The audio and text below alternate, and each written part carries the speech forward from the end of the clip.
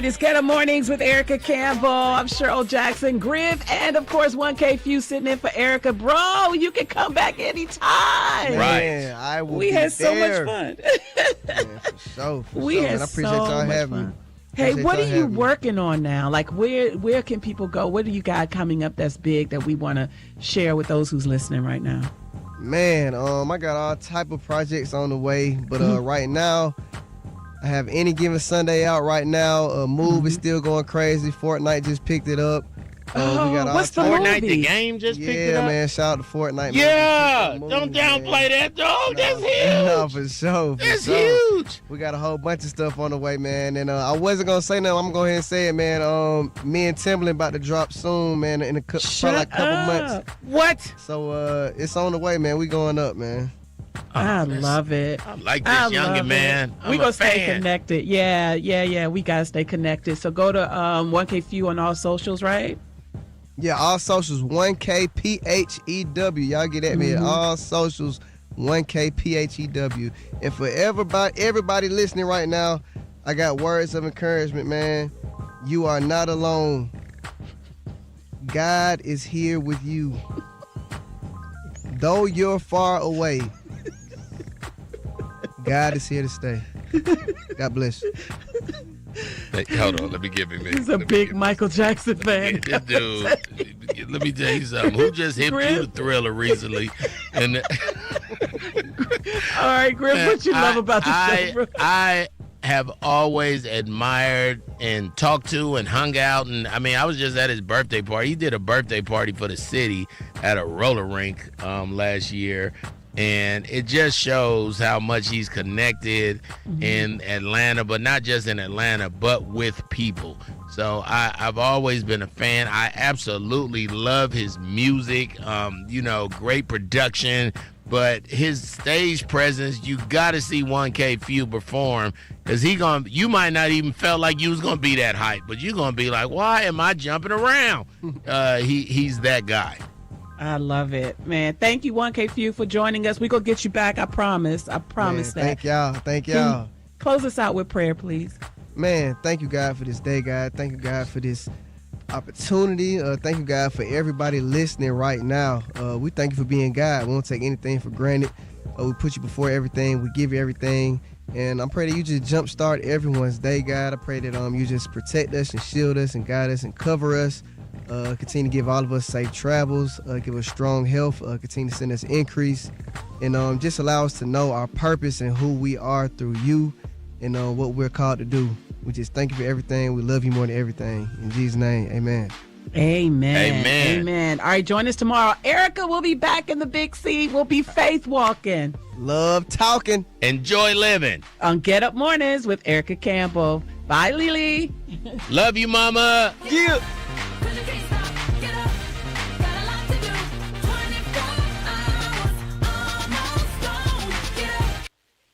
Coverage varies by plan. View contracts and exclusions at endurancewarranty.com. If you're driving a car or truck with an expired warranty and suddenly lost your transmission or needed a full engine repair, would a $4,000 repair bill leave you stranded? I'm Danica Patrick. Don't get caught off guard with a vehicle breakdown. Choose the company I trust. Endurance. No matter the mileage, if your vehicle is less than 20 years old, Endurance offers auto protection plans for any budget. Protection on the drivetrain, electrical, transmission, AC, and more. Plus 24/7 roadside assistance and rental car reimbursement on any plan. Endurance handles everything, from making the claim to paying the certified mechanic of your choice. Act now and get 1 full year of elite benefits. A $2,000 value, free. Call for your fast free quote today. Call 800-296-7260. 800-296-7260. 800-296-7260. Wesley Financial Group is not a law firm. I'm Chuck McDowell, founder of Wesley Financial Group. Did you buy a timeshare because they told you it was a great investment? That's a lie. Most timeshares can be bought online for $1. To find out what your timeshare is worth and to cancel it, call us today and we'll send you our timeshare exit kit free with all your options for cancellation. Call Wesley for your free exit info guide. 800-513-4444. That's 800-513-4444. I slept in a lot of different rooms, different beds, but none of them really felt like mine. I spent 14 years in foster care, mostly in group homes. And I never had much stuff because I always had to be ready to move. Why get things if you just have to let them go? There are more than 100,000 children in foster care waiting to be adopted. The Dave Thomas Foundation for Adoption is working to help find them a forever family and a permanent home of their own. Now I have my own room with walls that tell my story. I love hanging out in here. I play dress up with my sisters and I sing and make videos. But the best part, knowing I'll always have a place to go and a family that loves and supports me. If you have room in your home or your heart, see how you can help at davethomasfoundation.org. Being isolated and lonely can be harmful to your health, resulting in high blood pressure, a greater risk of heart disease, and early onset dementia. So it's important to build and maintain social connections. Try a new hobby, volunteer, exercise, or use your phone or other device to stay in touch. Visit connecttoeffect.org to find resources and ways to stay connected. Presented by AARP Foundation with support from United Healthcare. We are the keepers of the wild, America's original and most invested conservationists. For more than 80 years, we've been committed to conserving wildlife and the natural landscapes that define our nation.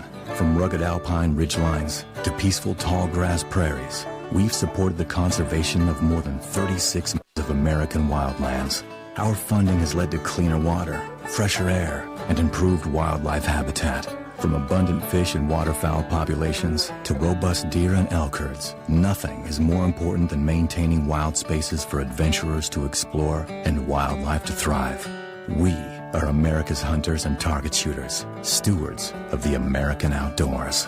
America's hunters and target shooters, along with firearm, ammunition, and archery manufacturers, have invested more than $46 billion to help state fish and wildlife agencies manage and protect wildlife and wildlands across America. For more information, visit outdoorstewards.org. The Alzheimer's Association and the Ad Council present the story of Tom and Levi. Tom is the smartest man I know. He's been a professor at 2 major universities, been a teacher for over 40 years. One day, he told me that he was having problems in his classes. I think one of the students had asked the question and he didn't remember the answer. And I also noticed that he was letting his class out earlier than they were supposed to let out. And he was telling them that he was doing it as a favor to them, but I think in reality, he just wanted to get out of there. I was really starting to worry because I saw something was wrong. Levi and I talked about how it would change our lives, but he was there beside me, and my love for him was just immense. When something feels different, it could be Alzheimer's. Now is the time to talk.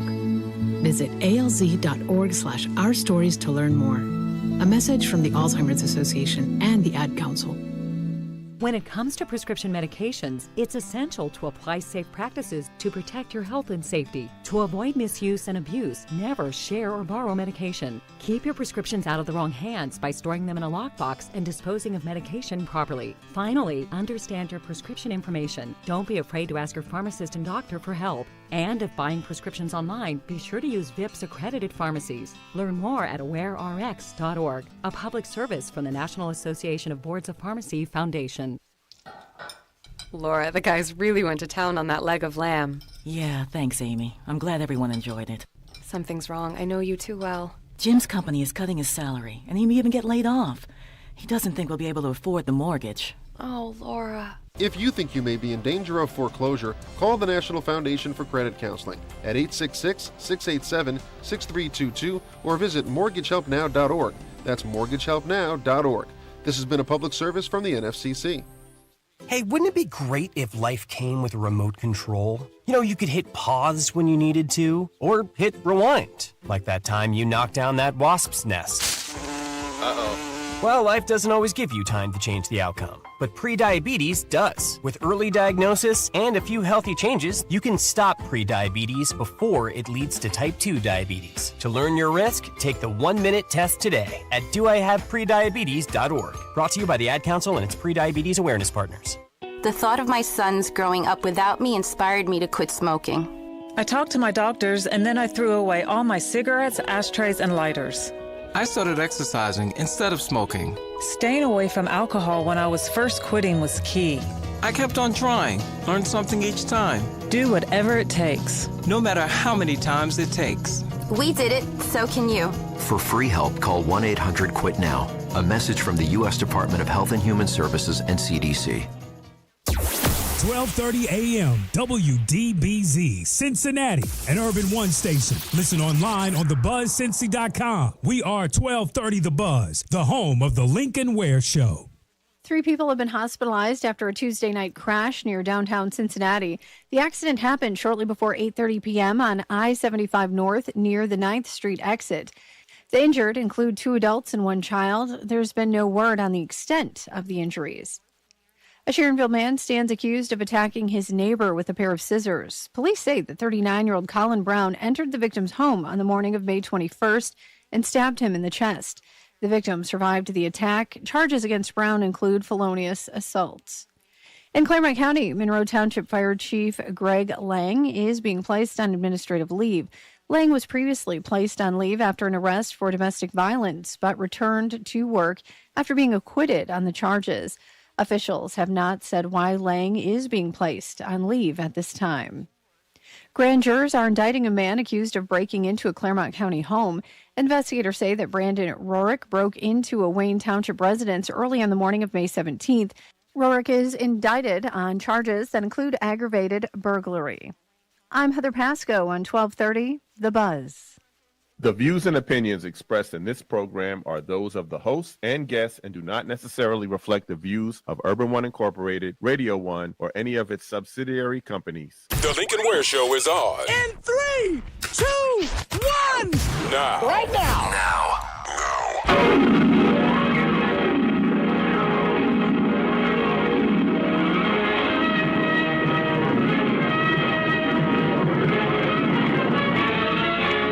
Than a speeding bullet. More powerful than a locomotive. Able to leap tall buildings at a single bound. Look, up in the sky, it's a bird. It's a plane. Lincoln, Bobingan, Bonana, Pineapple, Fingan, Feet, Fine, Momingan, Lincoln. They say this cat Lincoln is a bad mother. We're just talking about Lincoln. Good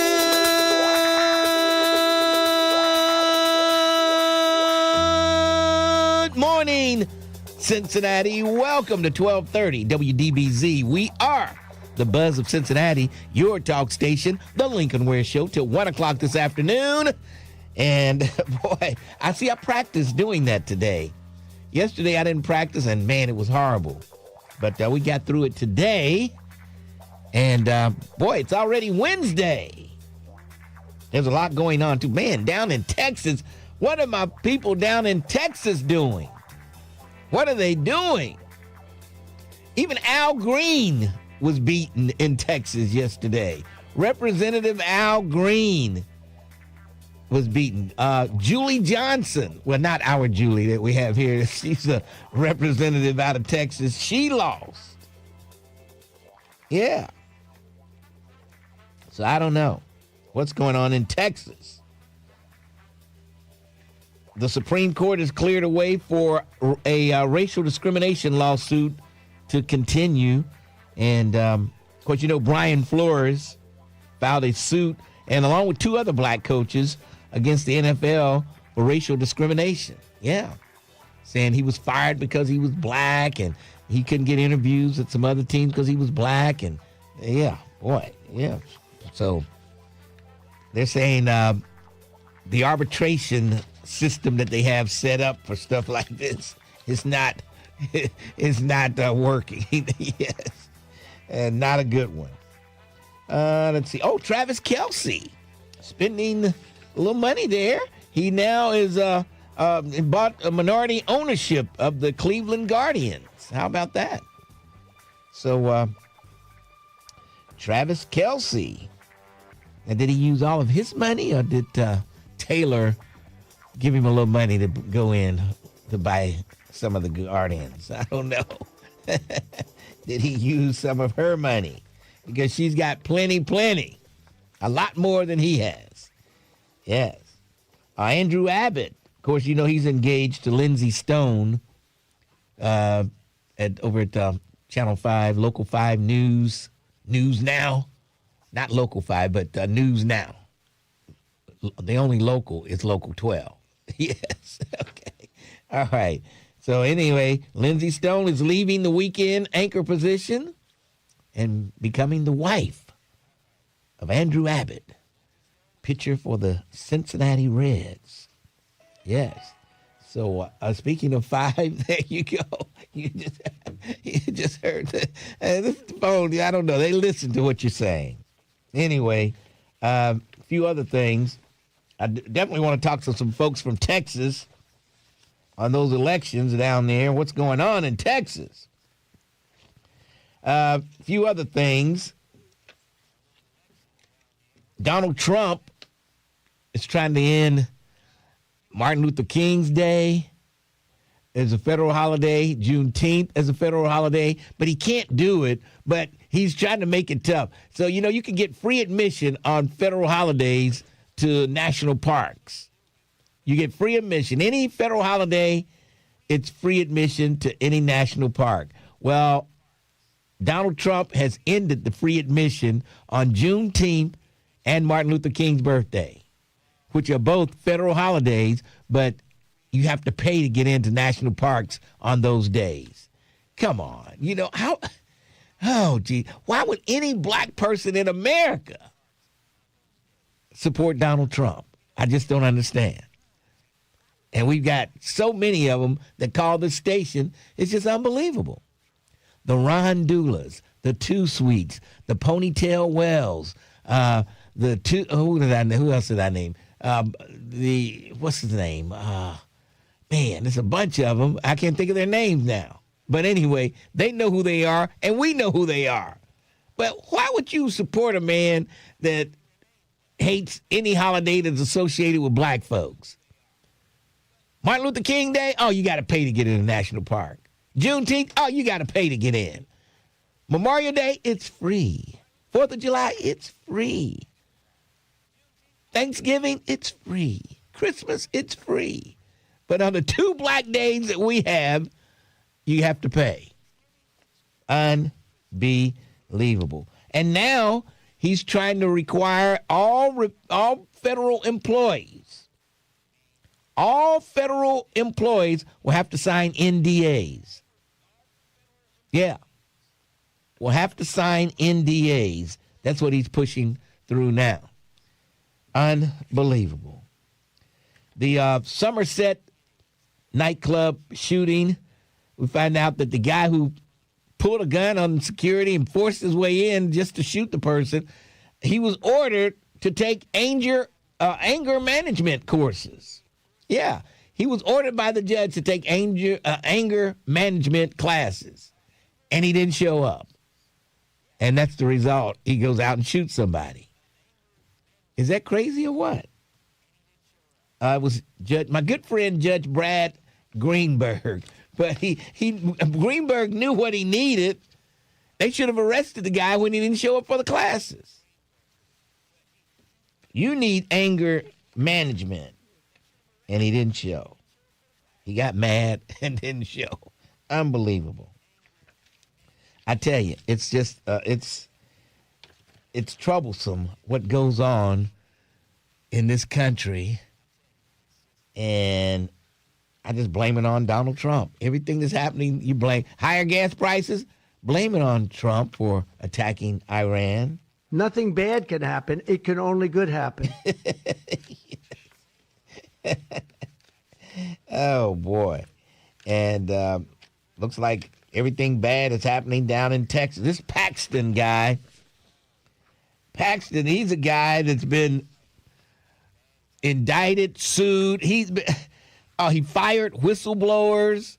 The FBI, he was in trouble with the FBI.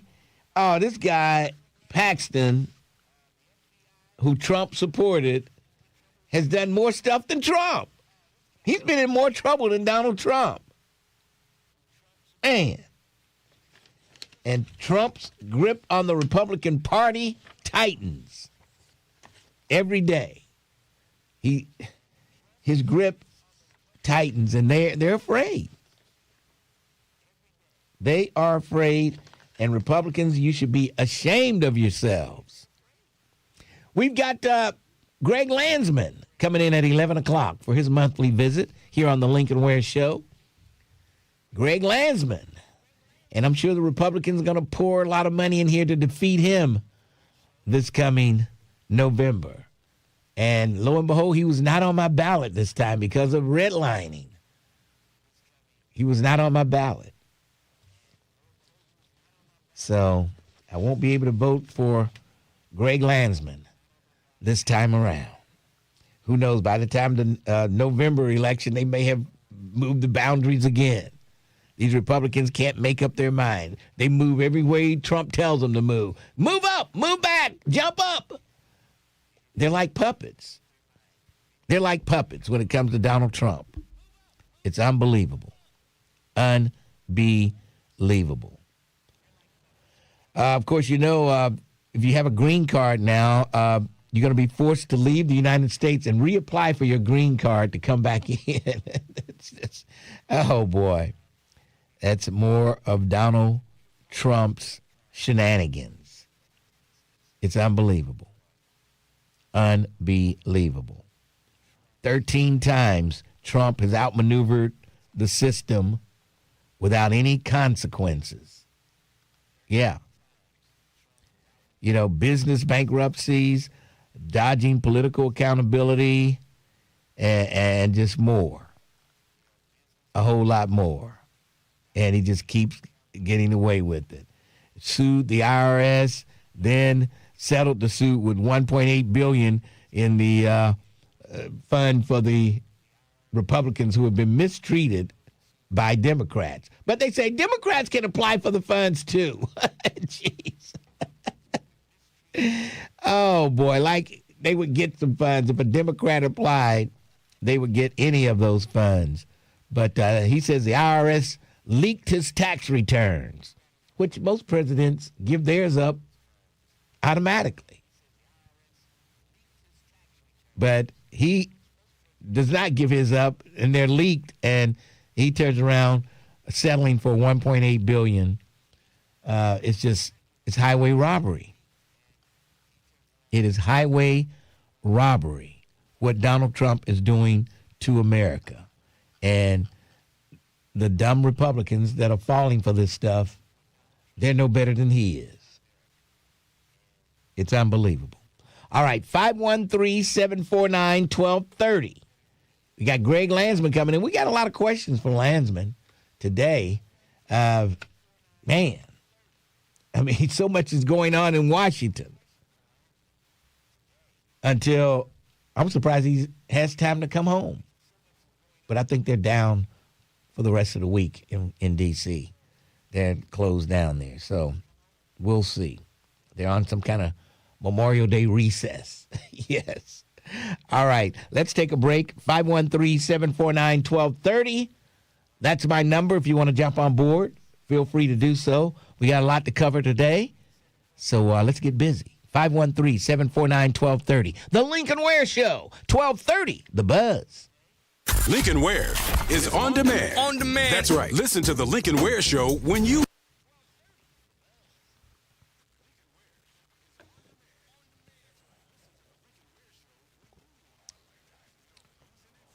Woo!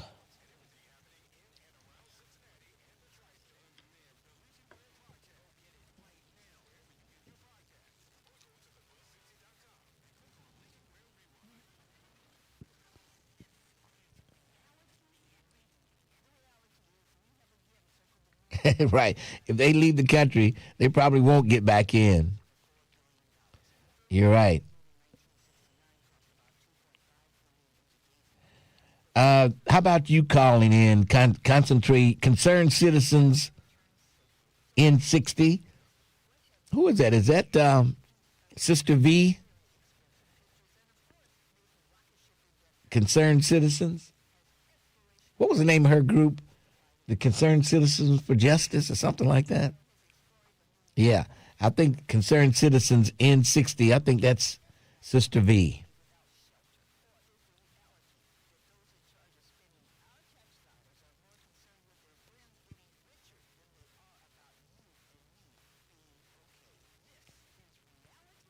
You can't stop Trump. Just ask Thomas Massey. What's up, Elaine Patterson?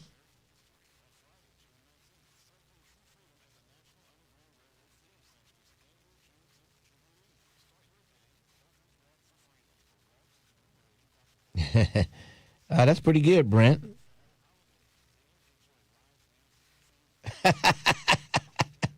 Yeah, that was Sister V.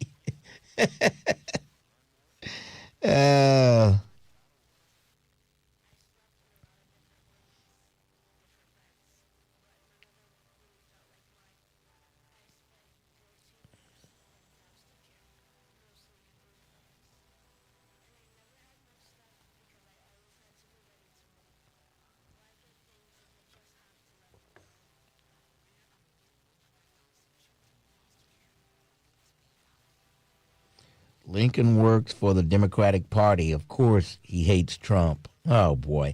I don't work for the Democratic Party. I don't get a check from the Democratic Party.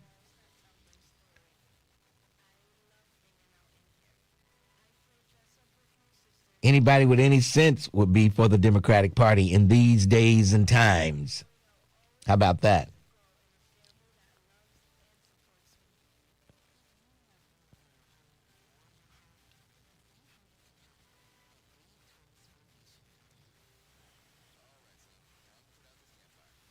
Yeah, Paxton will be easier to beat than the other guy. Texas is a very red state. They haven't elected a Democrat to the U.S. Senate since '88.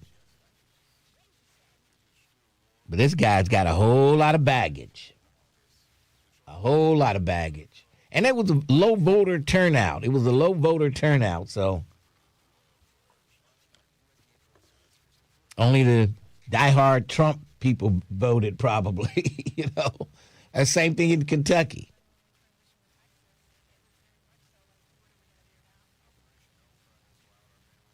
Terrell Coleman, you're right.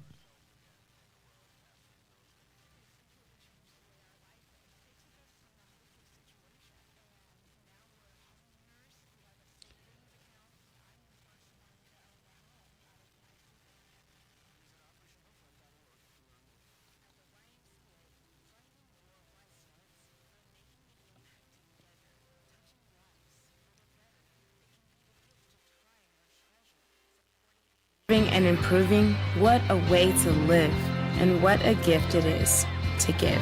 Find your why and get involved today at ymca.org for a better us.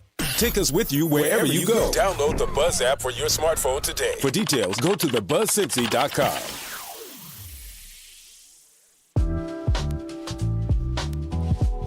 .1230 WDBZ, the Buzz of Cincinnati. Terrence Howard gave me a chance to pick out some music. What limited amount of music we have to play for since we're on YouTube. Yeah, I'm tired of the dirty looks, Mr. Ware. Hey, I'm tired of the dirty looks. I said, listen, you just come and pick this stuff yourself and see how difficult it is. It is difficult, but crank that up a little bit. It sounds pretty good, Of course, because you picked it. Now it sounds pretty good. Listen to this nice little jazz piece. Listen to that bass right there. Lincoln Ware with you right here on 1230 The Buzz. It flows so well. Let's go downtown to the Crime Stopper headquarters and check in with my good friend, Detective Tiffany Green. How are you today? I'm good. Good morning, Lincoln. How are you? I'm hanging in there. Who are we looking for today? Cincinnati Police District 2 is looking for Trayvon Ramon Hill. Mr. Hill is wanted for felony failure to comply with police officer.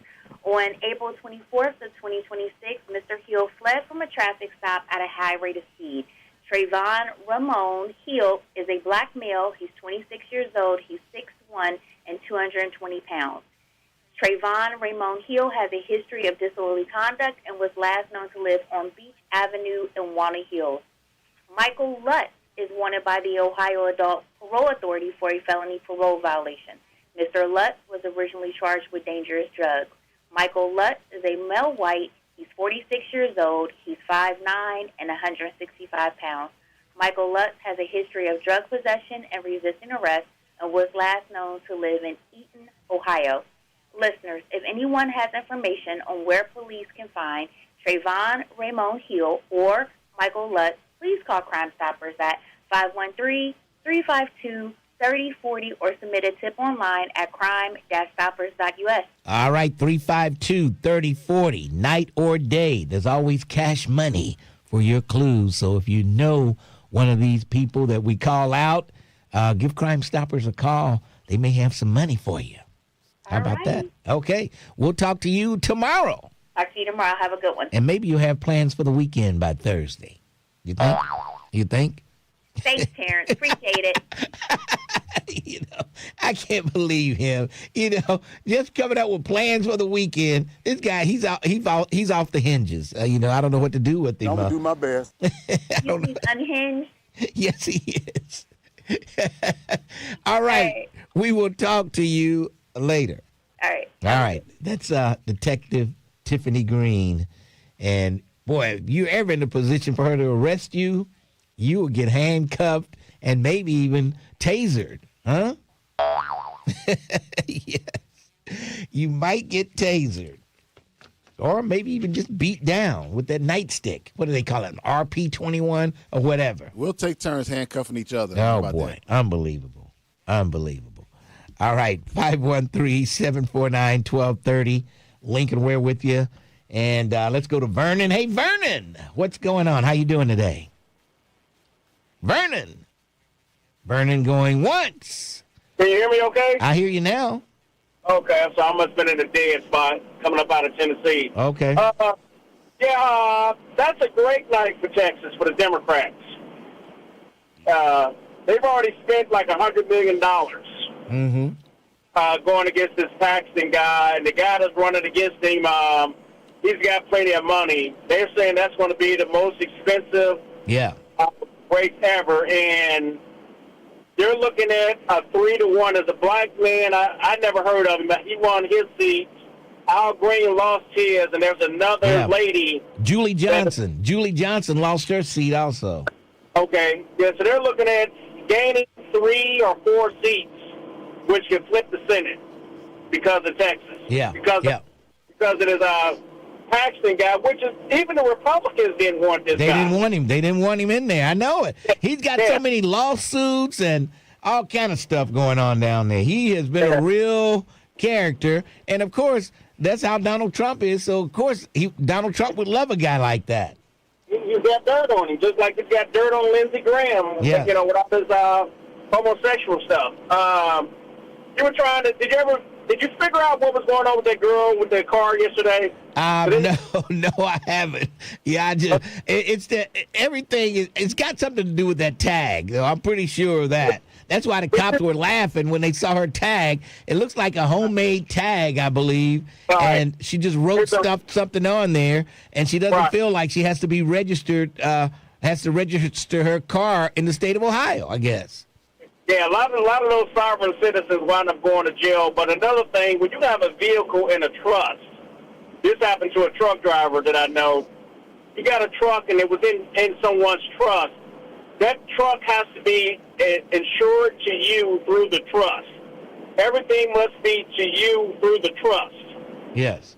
And from the way that young lady sounded, I don't think she's covered all of those. I don't think so either. I don't think so either. But I don't know. But what do you think about the Rams last night, man? Oh, they can beat everybody outside of their division. They can't beat anybody in the division, so that's going to be a problem. That's exactly what I was saying. Is like they look like a totally different team playing somebody else other than the teams in their division. Yeah. That pitcher last night, he makes Hunter Green look like a softball pitcher. Yeah, I know. You're right. This guy's good. Yeah, so he's still on his rookie deal. So that's all I had, brother. I'll be listening on the way back. But, that's all I had today. All right. Thanks for your call. Appreciate it. All right. That's Vernon. And, we got a new viewer today on YouTube. Maya. Yeah, my granddaughter's watching YouTube today. How you doing, Maya? School is out, so she's gonna learn a whole lot over the summer while listening to this show. And she's gonna go back to school being a radical, a Democrat. Yes. Unbelievable. I don't think she's gonna spend all day, every day, listening to the Lincoln Ware Show. She'll be out doing stuff. Yes. All right. 513-749-1230. Let's go to Bill, then Brent. Bill, how are you? I'm doing good, man. Sunday Soul Classic was another smash. All right. I didn't hear my song. Which one was that? Hurry Up This Way Again. You know what? That song dropped off, and I'm going to make sure it's in the middle of the hour so we won't run out of time and it'll play. So that's coming up for you this weekend, I promise you. I want to move on to something else. Oh, my goodness. Yes, you had your chance. It's already in the lineup, Bill, for next Sunday. It's already in there. But what else? Right. What else did you want to hear, Bill? I wanted to hear the Jacksons, Heartbreak Hotel. Okay, all right. We'll get that in there for you. But you played the Jam by Grand Central Station. Yes. That was originally my request. Right, I know it. You played that, and you played the Staple Singers. Yeah. You played some Al Green. You played some what else? I played a lot of stuff. Some Gladys Knight, Pointer Sisters. Yeah, you played Gladys Knight. Pointer Sisters. Daddy Could Swear, I Declare. Yes. Yeah, I ain't heard that in a long time. Yeah, but you got down dirty as you always do. All right. Yeah, I'm going to compliment on Trump. I tell you, it's just, he just doesn't quit. I mean, it's like he has a blueprint every week of what he's going to do to sabotage us. And the supporters, including your nephew, Twin, the biggest monkey of all.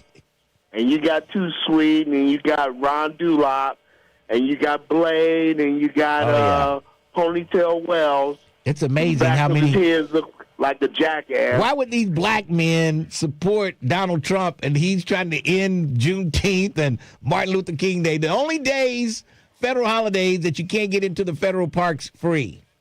Because how stupid and dumb they are. Ask Sean how dumb and stupid he is. I mean, ask him. Have y'all been dropped on y'all heads when y'all were babies or something?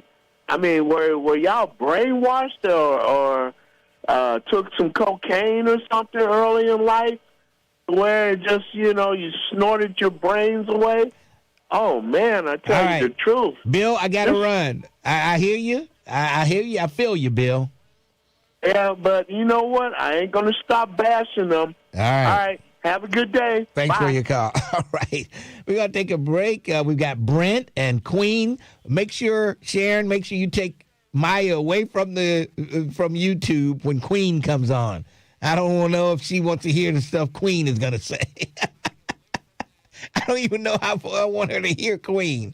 Let's take a break. We'll come back. 12:30, The Buzz. Looking for a podcast that delves into the intricacies of love and relationships? Look no further.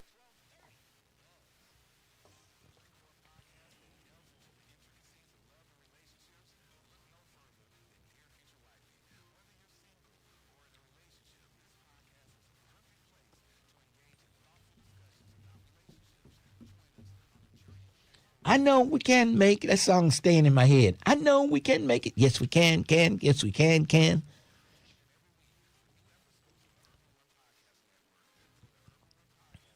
She's going to a summer camp, but the camp she's going to, I don't think it's started yet. And she's even going to Vacation Bible School. She's going to Vacation Bible School. She's doing a lot of stuff over the summer. I only went to one place, and that was Piedmont Park, and I stayed down there. Well, no, I did go to Georgia sometime around end of June and stayed till school start, and school didn't start till after Labor Day, to the day after Labor Day. These kids go back now in the 1st of August, seems like. We didn't have to go back to the day after Labor Day. And some people still don't send their kids to school to the day after Labor Day.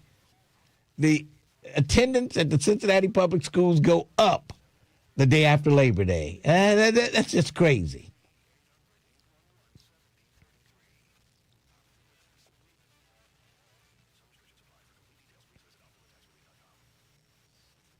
It's not called Vacation Bible School. It's called a retreat. Huh? Get out of here. I've been knowing it as Vacation Bible School. I don't know anything about a retreat.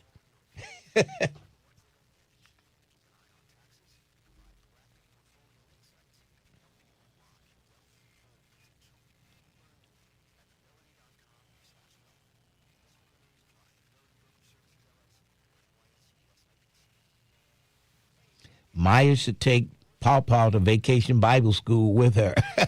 No, I don't think so. Oh, boy. Brainwashing our kids following religion, one of the biggest scams ever used on black people. Oh, boy.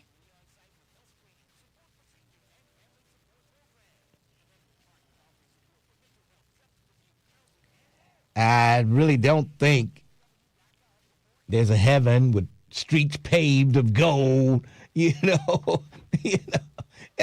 If people expecting that when they die, they're going to be disappointed.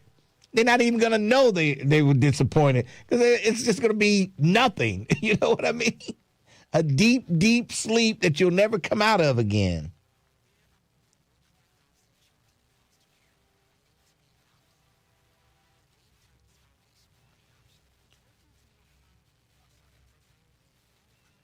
It depends on what do you want me to do? A live broadcast or MC?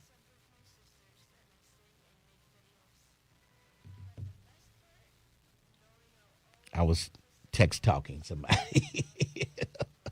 Did you get the Reds ball cap from the rally house? No, I got this red ball cap from the Reds. Thank you very much.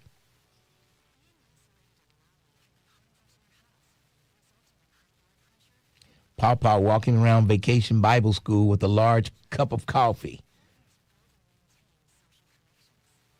How do you know what the afterlife will be?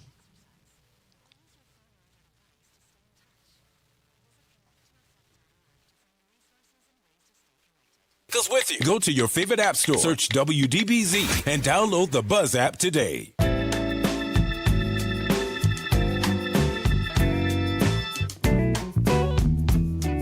.30 WDBZ. Lincoln Ware on a Wednesday. We've got Greg Landsman coming up at 11 o'clock.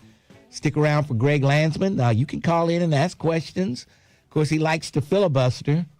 The mayor and Greg Landsman, they like to filibuster a lot. You ask one question, it'll take them 5 minutes to give you the answer. I'm like, just give me one-word answers and let's move on. Unbelievable. All right, let's go to Brent, then Queen. Brent, how are you? I'm fine, Uncle Lincoln, and yourself? I'm hanging in there. What's on your mind? Oh, that's good. I heard you put a call out for folks who live in Texas, and since you still got Billy Badass Band, I figured I'd call in. Yes. But but Al Green losing in the runoffs are always, poorly turned out. Yeah, same here. So he was actually running in another black guy, Christian Menifee's district, and he won that seat from, what was the name? I think it was Turner. I can't think of his first name, but he died in office. Okay. So he ran the runoff. But, they wound up taking Al Green's district and packing it with a whole bunch of Republicans. Jeez. So and same thing with the other seats. They're just systematically trying to eliminate black people, especially those who speak out. Well, I was glad to see South Carolina. They rejected their redistricting in South Carolina, so there won't. I don't think. What's his name? The congressman from South Carolina. Oh goodness, the old guy. Yeah. I can't. I know you're talking about. I can't think of his name. I don't think his seat, Clyburn. I don't think his seat will be in jeopardy. I think he'll be okay now since they rejected that. Yeah, and that's what happened all over, Texas. And you had mentioned with Ken Paxton winning. Yeah. And remember, Trump endorsed Cornyn, his opponent. And so... Wait. Okay, right. Paxton lost then. Wait. No, Paxton won. Cornyn lost. Cornyn lost. Yes. Yeah. Now, to show you how much Republicans don't like Paxton, Republicans voted to impeach him in the House, but he got acquitted in the Senate because he was doing double dealing and getting people to work on his house for benefits. And the latest thing that he's had is that he gave I think it was a lawyer, a Waco lawyer, I think it was. He was on trial for raping a 6-year-old boy for 4 years, one of his son's friends for 4 years. He was facing 100 years in prison, and Ken Paxton worked out a deal to where he only served 30 days. That's crazy. And he would not have to register as a sex offender. Jeez.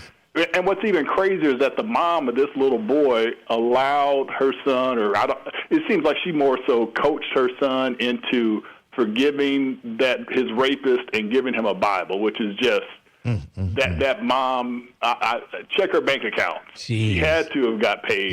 Yep. For silliness like that. But Ken Paxton has to go up against Tallarico, and now Tallarico, he's the one that beat out Jasmine Crockett in the primary. Okay. So he's going to have to do a yeoman's effort to energize black voters. Mm-hmm.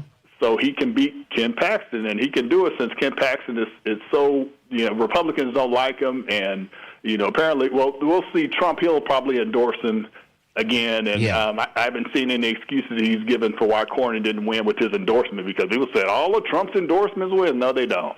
Well, I thought Trump's endorsement won down there. I thought... Nope. There was commercials. Cornyn had a commercial. Well, I voted with Trump 99% of the time and had a picture with him and Trump. So, yeah. Wait. Texas Attorney General Ken Paxton has won the Republican nomination for U.S. Senate. Yes, but Cornyn was Trump's pick. Okay. All right. Yeah. Okay. Yeah, Okay. All right. So Cornyn was Trump's pick. I thought Paxton was Trump's pick. No. Cornyn was the incumbent. Yeah, like I said, Paxton has a hell of a lot of baggage that he's going to have to overcome. But it's no different than the baggage that Trump has. So he'll eventually, try to get him on board. But yeah, they're going to have to do a lot of work. But the DNC. Wait. Hold on a second. Okay, the GOP primary. President Donald Trump endorsed Paxton over Cornyn. No. Yes. See, I'm telling you, that's how it is. I thought you were wrong. That's why I had to find the news story to get the answer. Yeah, Trump endorsed Paxton. I'm telling you. You're right, Uncle Lincoln. You're right. Okay. All right. Okay. All right. Thank you for saying that. Okay. Yeah. I just did the Shahrazad Ali technique on you, so. Oh, well, yeah, right. But you have a good one. Okay, I knew I was right there, Brent. I'm always right. It says here, with the GOP primary, President Donald Trump endorsed Paxton over incumbent Senator John Cornyn, who many Republicans viewed as a safer general election candidate. Yeah. So there you have it. He endorsed the guy that won, who has this bad record of doing everything that you can imagine under the sun. Anyway, someone says, Lincoln, are you hosting the Sunday Soul Classics live on Fountain Square this year during the CMF weekend? I'll be down there. I won't be hosting the Sunday Soul Classics live, but I'll be down there playing Sunday Soul Classics, okay? On the square on the Sunday after the festival. The day after the festival, I will be on Fountain Square. They have a lot of out-of-towners down there on the square on that Sunday afternoon. Yes. I'll make sure I'll be there, Mr. Ware, yeah, like right. I always do. Okay. All right. Well, come on down. Yeah, we introduced them to the Sunday Soul Classics on the square. How about that? All right. Let's go to Queen. Cover your ears if you're squeamish. Queen, how are you today?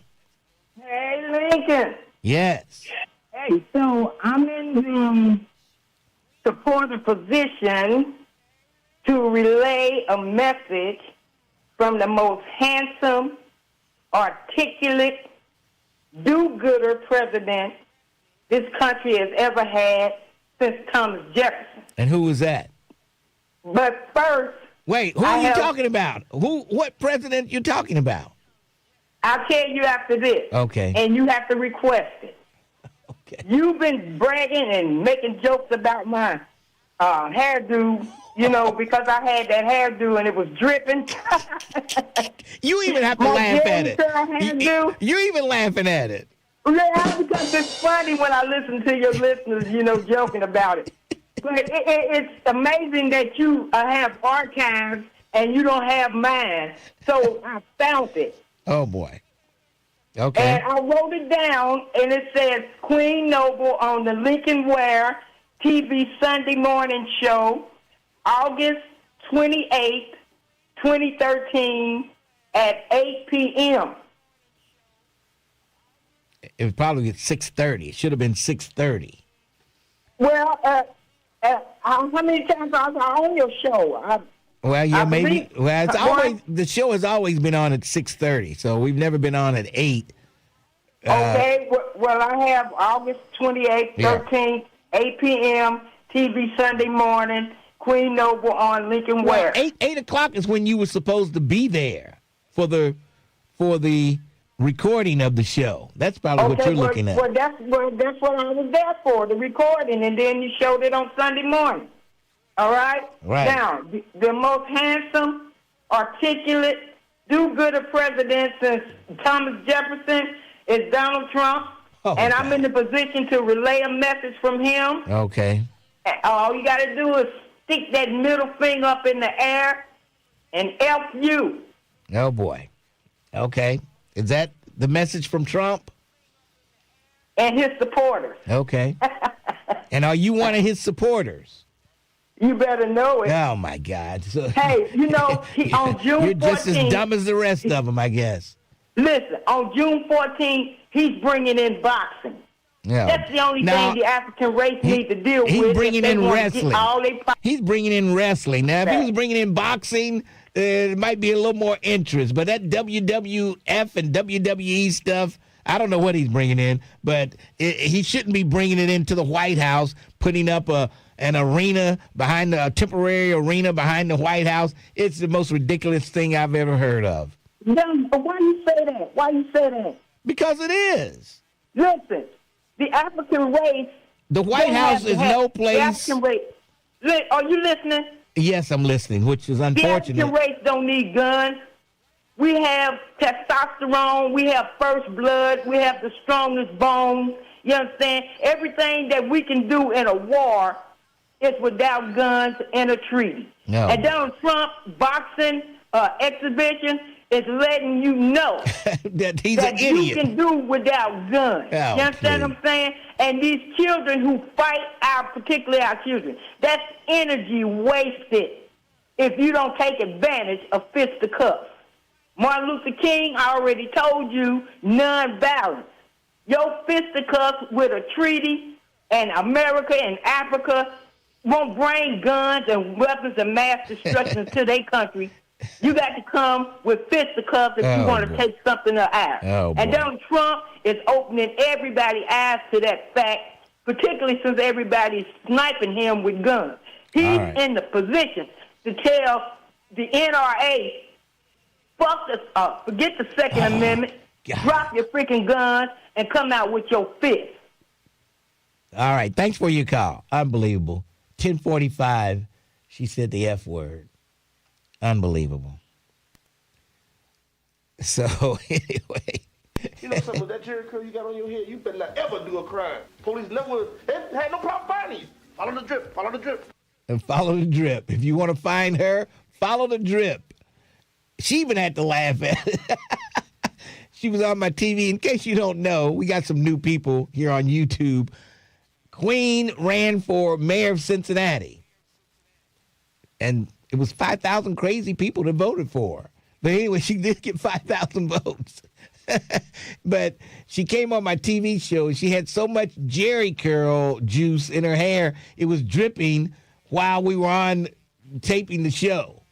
And we had to stop, and they had to get a cloth and, like, dry up the Jerry curl juice. Maybe that's what made her think Trump is such a great president. It went to her brain, and she's crazy now. It's unbelievable. All right, 513-749-1230. Lincoln Ware with you. 1230, The Buzz. 1230 The Buzz wants you to buy Black 513. Black American.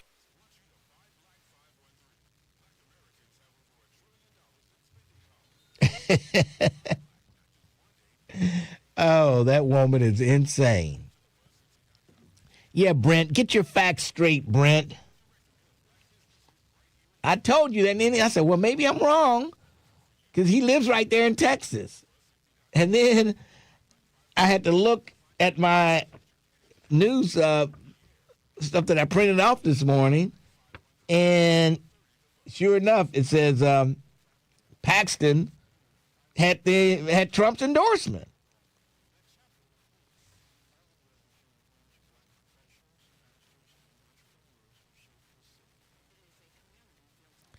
Queen Noble on your TV show was the most interesting show you ever had. I remember that show.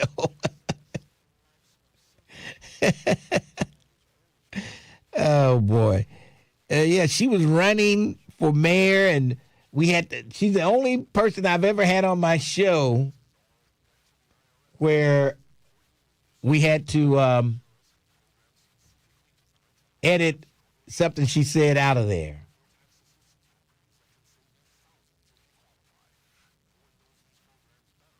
Yeah.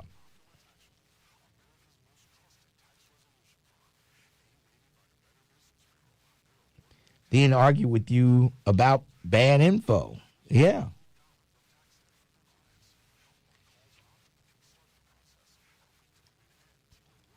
So we know we got all the crazy black men supporting Trump, and we got one crazy black woman, Queen, supporting Trump.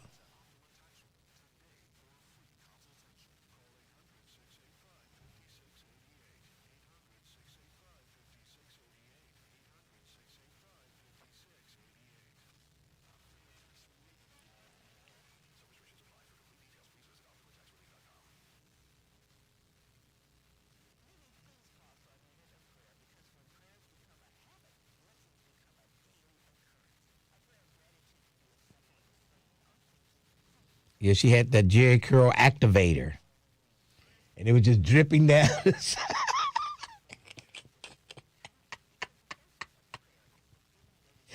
Oh, my God. Oh, boy.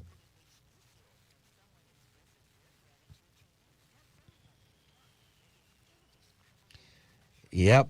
If you look up crazy black woman, you look that up in the dictionary, you'll see Queen's picture right there.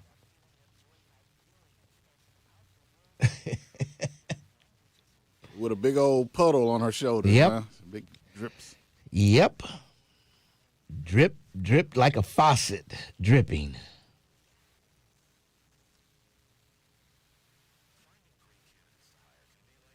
Oh, that's right. Shahrazad Ali is also a Trumpster.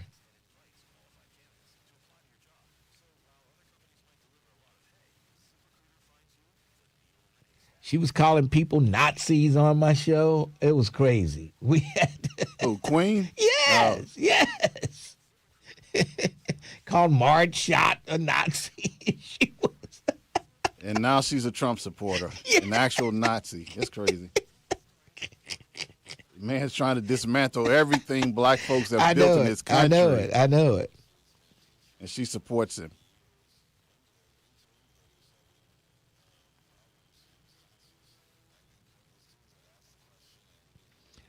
Uncle Lincoln, Trump didn't endorse Paxton until 8 days ago. Cornyn's commercials show photos of him and Donald Trump and his 99% voting record with him.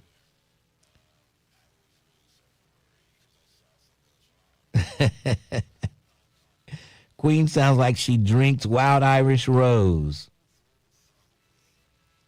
Are these people related to the host? They call him Uncle. No, they are not related to me. They are not related to me. Trust me. Oh, boy. Subsidiary companies. 1230 WDBZ, The Buzz, your official talk station. It is official, you understand me?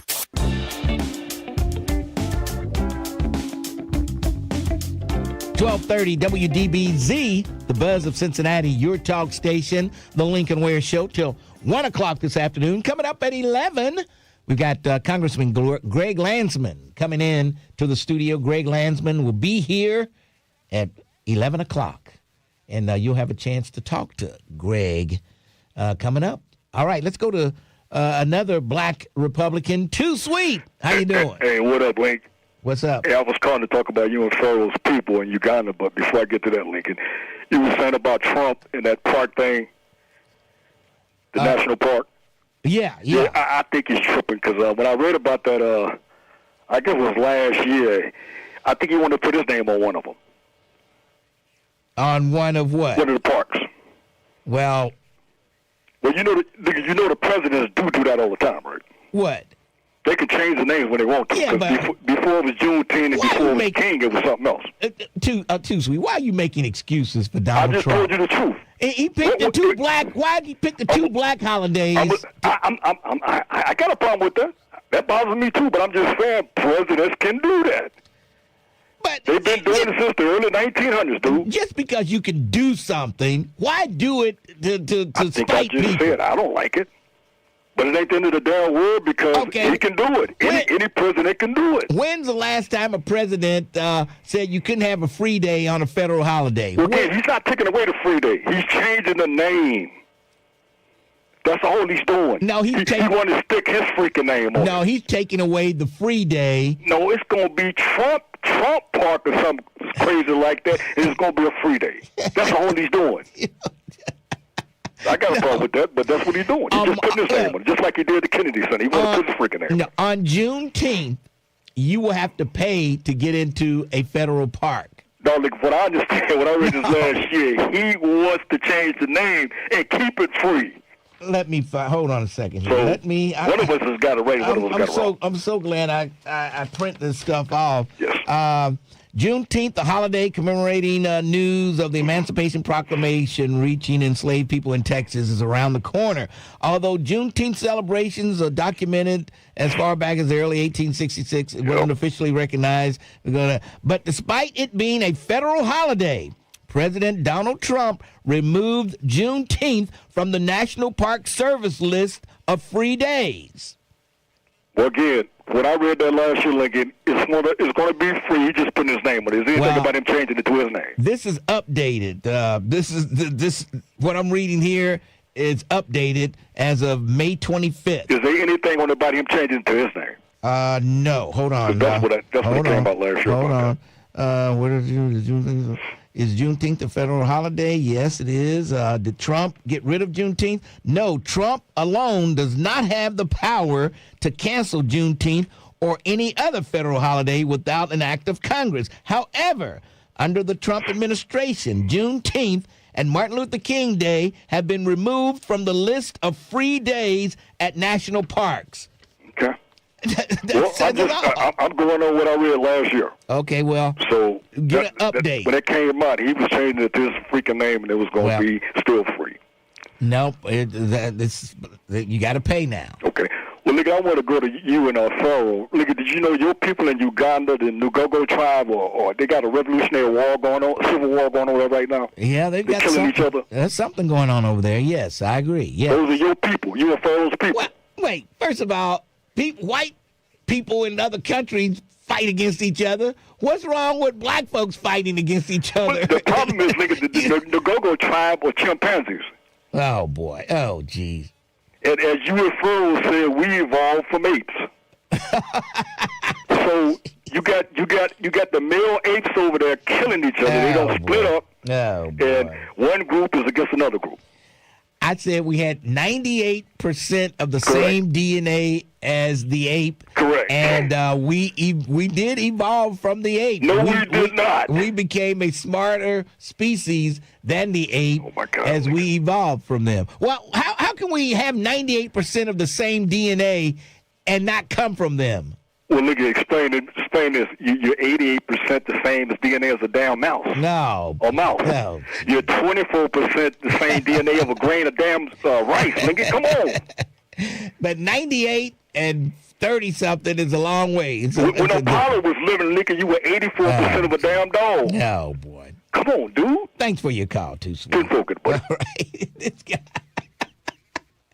Making excuses for Trump, first of all, covering for him. When I'm reading it right here, it was updated to May 25th. Today, that's just 2 days ago. It was updated. He talking about last year. Last year, they said, good buddy, last year. No, it says right here. It says Trump can't cancel the holiday, but it's been removed from the list of free days at national parks. He removed Juneteenth and Martin Luther King Day. 2 black days he eliminated. What does that tell you, Too Sweet? He does not like you. Trump does not like black men. When will y'all realize that and get it through your head? He does not like you. He does not care what happens to you. If anything, he wants to make life more miserable for you. Stop supporting this man. Oh, boy. Let's go to my good friend Janice, the voice of reason. How you doing, Janice? I'm good, Lincoln. How are you? Oh, boy, I tell you. You know, sometimes I just have to call after I hear certain calls. Yes. First of all, when have you ever seen a race of people freely accept and agree with someone taking away something that they fought and died for? Right. That's what the black Trump supporters are doing. Mm-hmm. They are freely agreeing with him taking away all the things that we have accomplished. Mm-hmm. Yeah. And grinning about it. Yep. And so now we can truly understand Harriet Tubman, right? Yes. When those people came, they were going, go tell on us. That's basically what's happening right now. She had to shoot them in the head. Yeah, right. Because she knew they were no good to her. They were going to tell where she was, and she's going to get captured. Yep.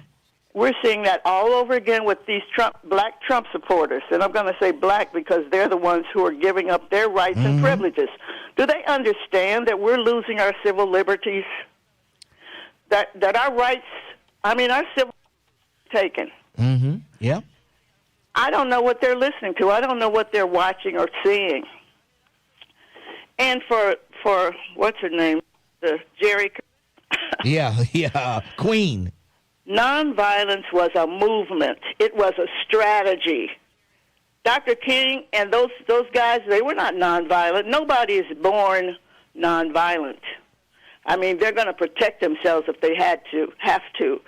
But this was a movement to show the world that we were doing absolutely nothing and being beaten and all that. That's what that was. That was a movement. Mm-hmm. It was a strategy. To think that those men had guns in their homes to protect their families. So, she's talking about Trump's going to show us something. Trump can't show us nothing because he hasn't done anything. What has he done? I know it. Physically. Nothing. Absolutely nothing. It is so outrageous when I hear this stuff. Yeah. And for them we to see agree what's with happening, and we don't want to believe it. And Too Sweet making excuses for what Trump is doing.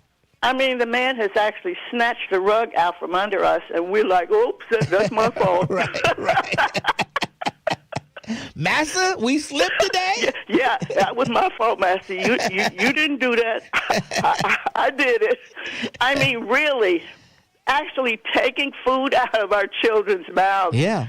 Taking our freedoms from us And we're laughing and talking. I think it's because some people are actually afraid. Yeah. Yeah. They don't want to believe it, so they're going to act like they don't see it or hear it. Well, maybe one day they'll wake up and smell the coffee, Janice. I don't know. So I'm just saying, for a group of people to freely give away their rights and privileges is criminal. Yes, it is. Hey, Janice, thanks for your call. Take care. All right. You always love to hear from Janice. You love Janice. All right. We've got a break for news, and then we'll come back. The Lincoln Ware Show, 1230, The Buzz. 1230 AM, WDBZ, Cincinnati, an Urban One station. Listen online on thebuzzcincy.com. We are 1230 The Buzz, the home of the Lincoln Ware Show. Grand jurors are indicting a man accused of breaking into a Claremont County home. Investigators say that Brandon Rorick broke into a Wayne Township residence early on the morning of May 17th and was stabbed by the homeowner. He's been indicted on charges that include aggravated burglary. In Claremont County, Monroe Township Fire Chief Greg Lane is being placed on administrative leave. Lane was previously placed on leave after an arrest for domestic violence, but returned to work after being acquitted on those charges. Officials have not said why Lang is being placed on leave this time. A Sharonville man stands accused of attacking a neighbor with a pair of scissors. Police say that 39-year-old Colin Brown entered the victim's home on the morning of May 21st and stabbed him in the chest. The victim survived the attack. Charges against Brown include felonious assault. 3 people have been hospitalized after a Tuesday night crash near downtown Cincinnati. The accident happened just before 8:30 p.m. on I-75 North near 9th Street's exit. The injured include 2 adults and 1 child. The Reds will go for a 4th consecutive victory tonight. First pitch tonight is at 7:10. I'm Heather Pasco in 1230, The Buzz. The views and opinions expressed in this program are those of the host and guests and do not necessarily reflect the views of Urban One Incorporated, Radio One, or any of its subsidiary companies. Giving voice to the community. We are the Buzz of Cincinnati, your talk station.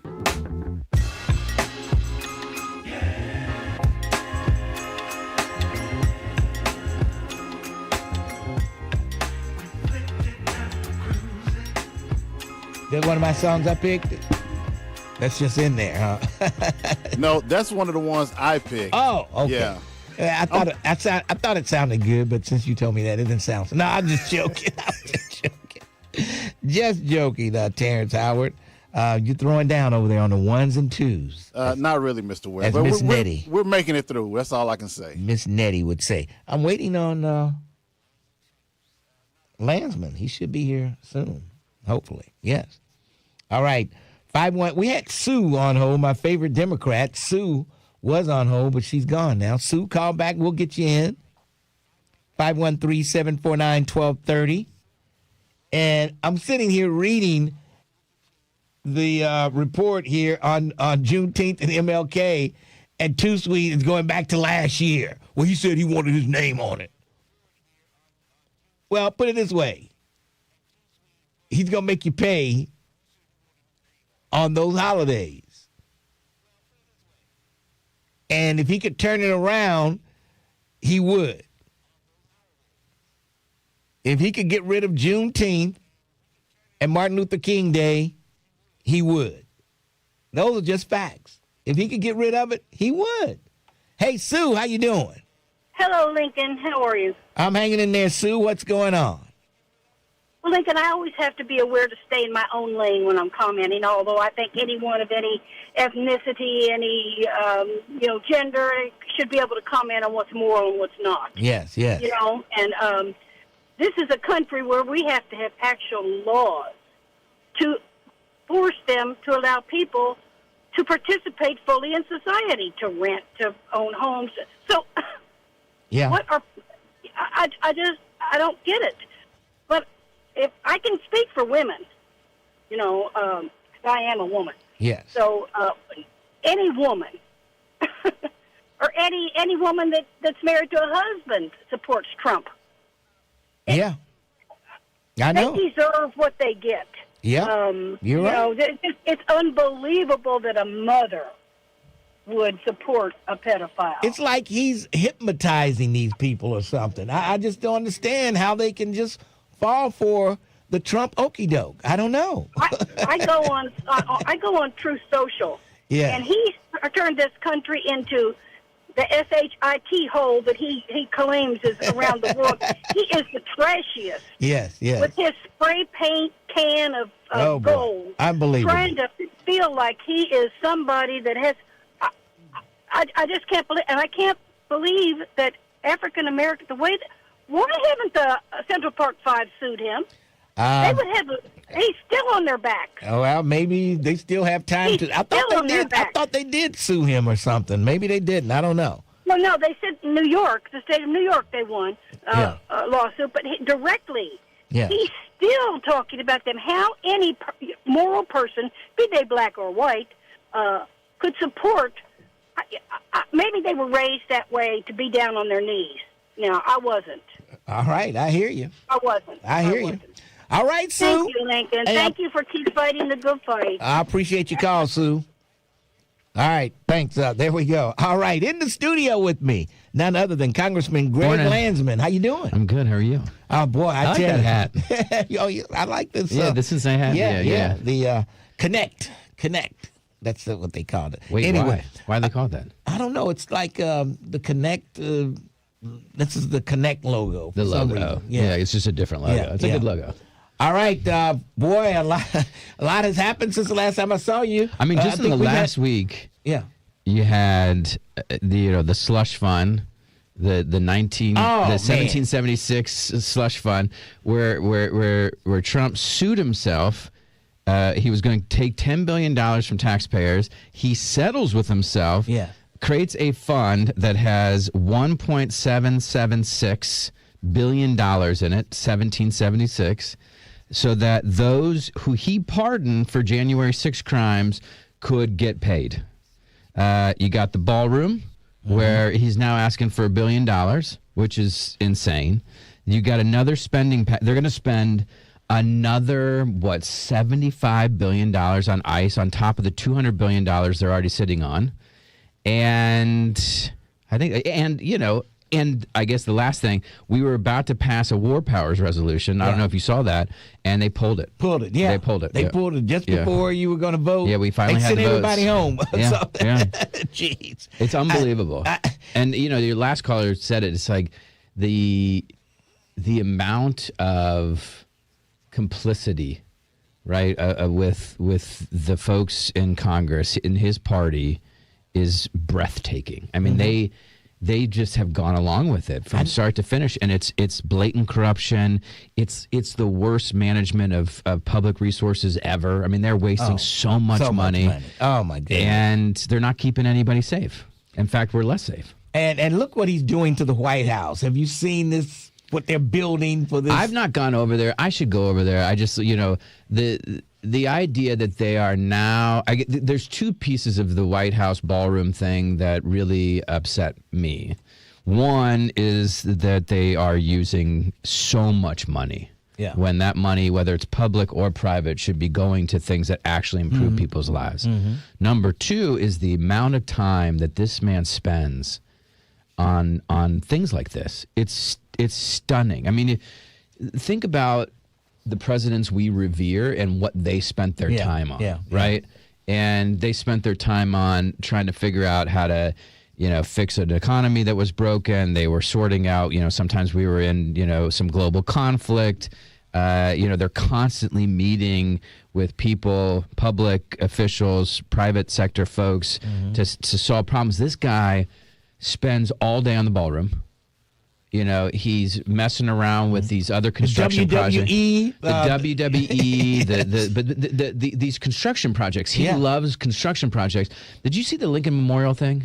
Oh, what about the arch? You talking about the? I want to go back to the arch. Okay. The Lincoln Memorial needed some paint. That was it. It was a $2 million job. He gets in the middle of it.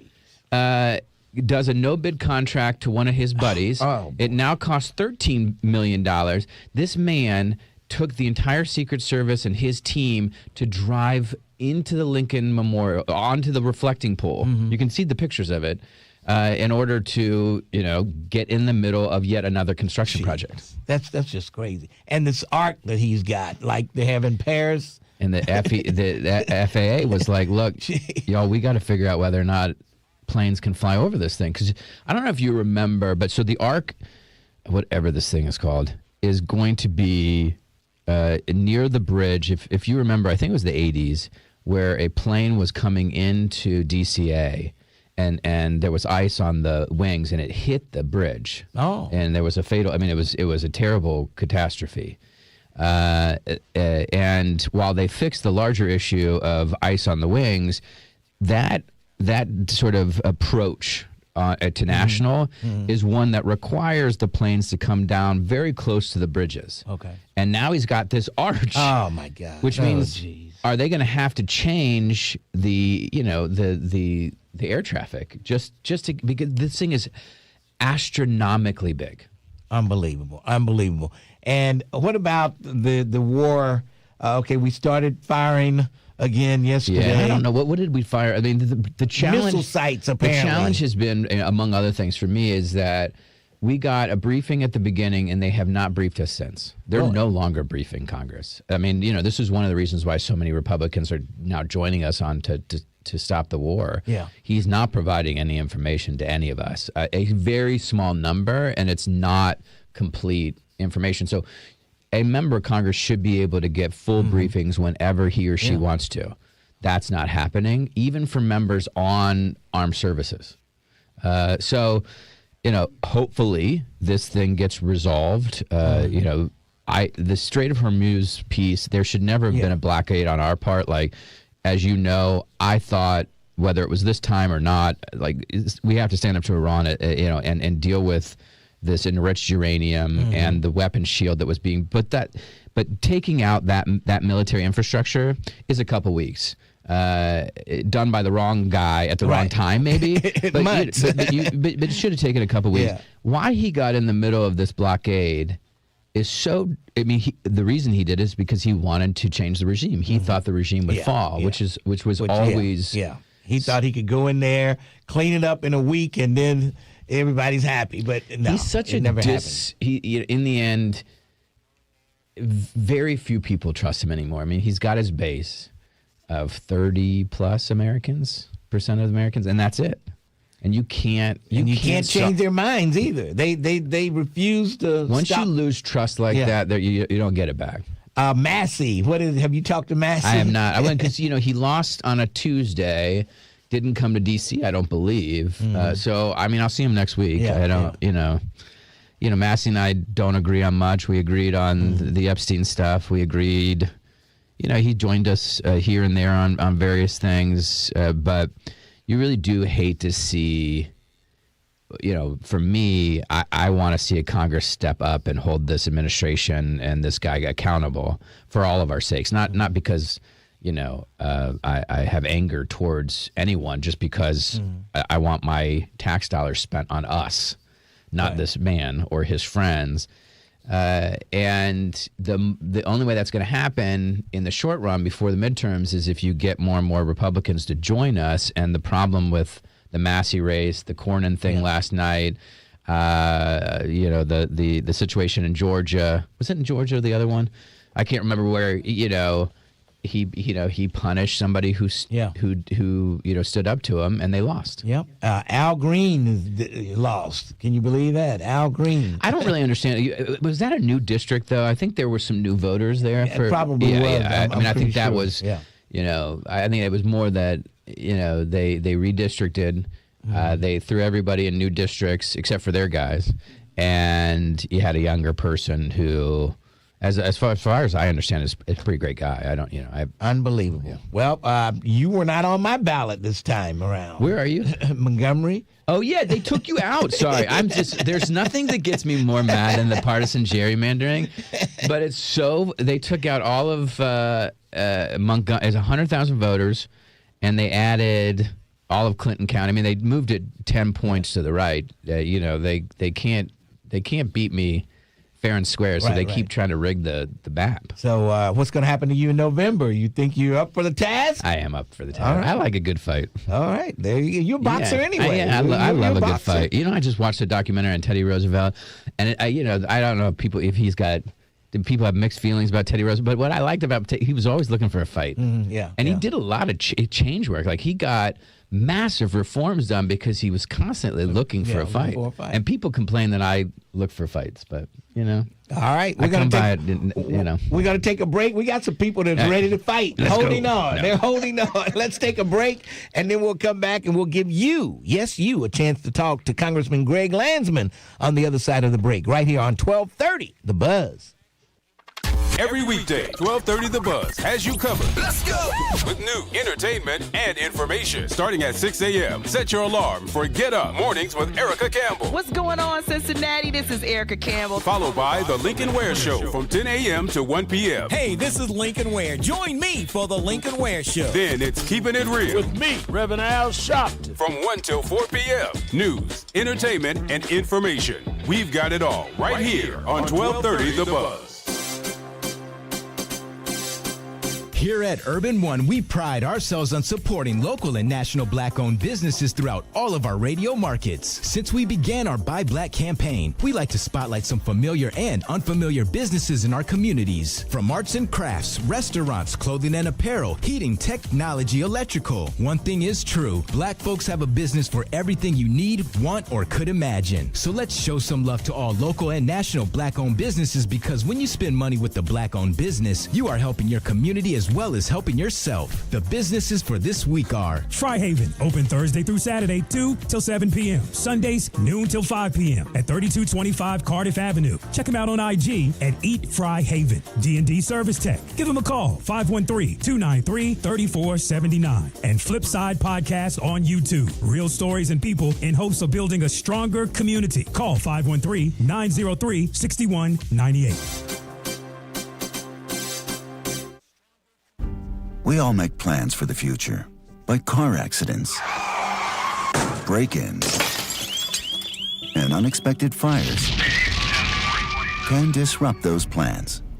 At Shelter Insurance, our agents help design insurance plans that work for you and help protect what matters most. Shelter Insurance. We're your shield. We're your shelter. Hi, I'm Dwayne Hunter in Cincinnati, Ohio. Let me show you why so many clients recommend us to their friends and family. Let's talk about your auto, home, and life needs. Why'd I go to the doctor? Working on the farm, my heart kept skipping a beat. I didn't think much of it, but my daughters made me get checked out. Turns out I have atrial fibrillation, which increases the risk of stroke about 5 times. Symptoms like irregular heartbeat, heart racing, chest pain, shortness of breath, fatigue, or lightheadedness can come and go. But if it's AFib, the risk of stroke remains. If you have symptoms, contact a doctor. I'm so glad I did. Visit notimetowait.com. Sponsored by Bristol-Myers Squibb and Pfizer. I slept in a lot of different rooms, different beds, but none of them really felt like mine. I spent 14 years in foster care, mostly in group homes. And I never had much stuff because I always had to be ready to move. Why get things if you just have to let them go? There are more than 100,000 children in foster care waiting to be adopted. The Dave Thomas Foundation for Adoption is working to help find them a forever family and a permanent home of their own. Now I have my own room with walls that tell my story. I love hanging out in here. I play dress up with my sisters and I sing and make videos. But the best part, knowing I'll always have a place to go and a family that loves and supports me. If you have room in your home or your heart, see how you can help at davethomasfoundation.org. Did you miss something? Catch the rebroadcast. Do it again. For the full schedule, go to thebuzzcincy.com.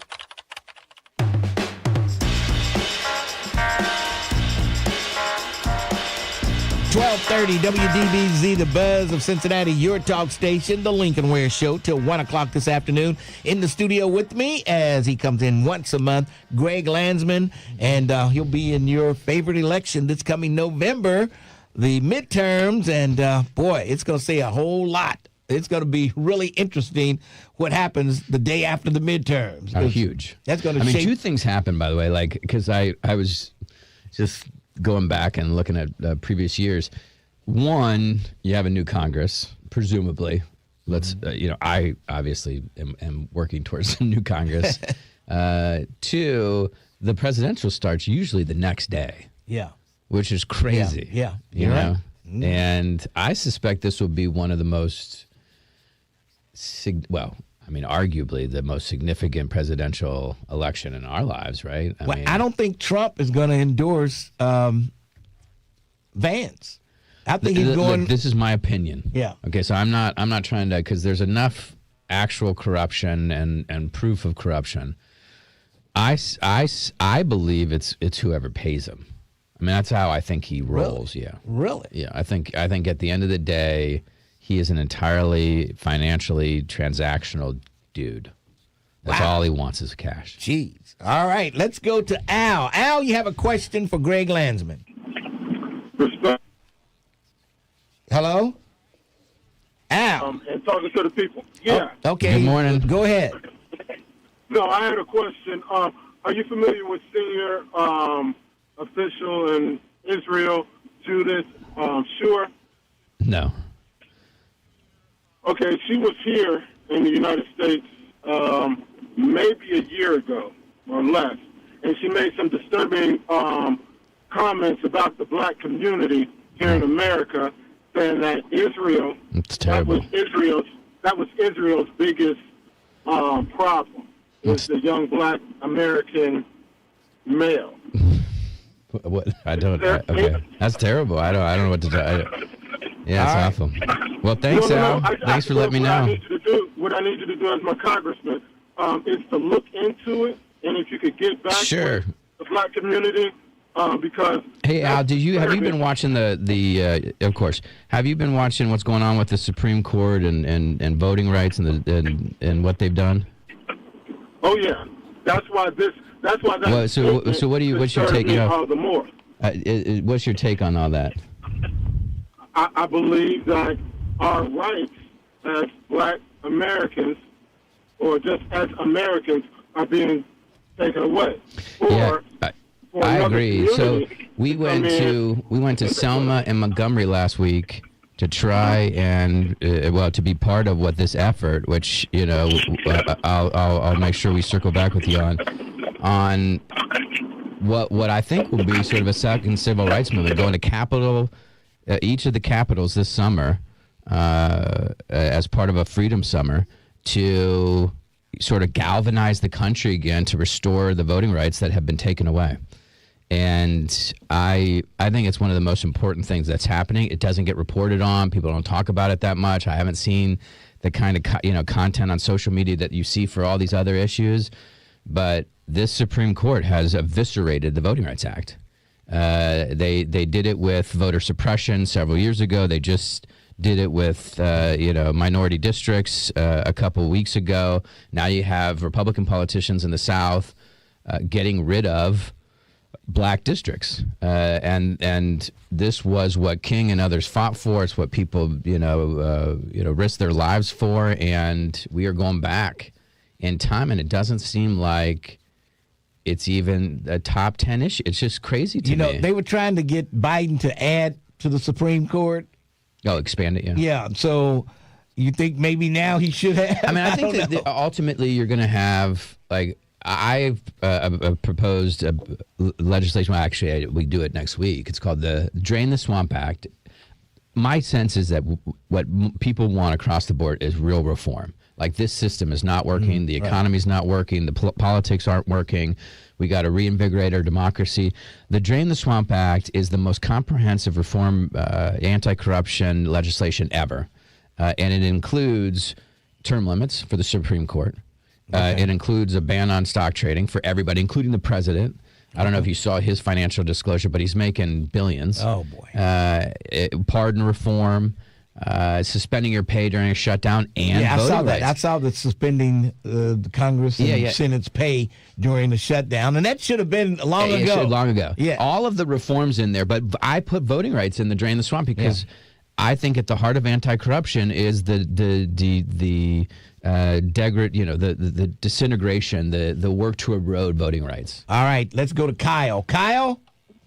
Yes, sir. How are you doing? You know what? I want to tell you, I'm going to ask you something. This is something really, it's sort of a little bit much, but you can do your best. Talk about reparations in the sense of what has to happen in Congress. What is the procedure? Because yesterday, the people were delusional. Somebody said the Pope and we don't get anything, the blacks today. But you have to have a process in order for this to come.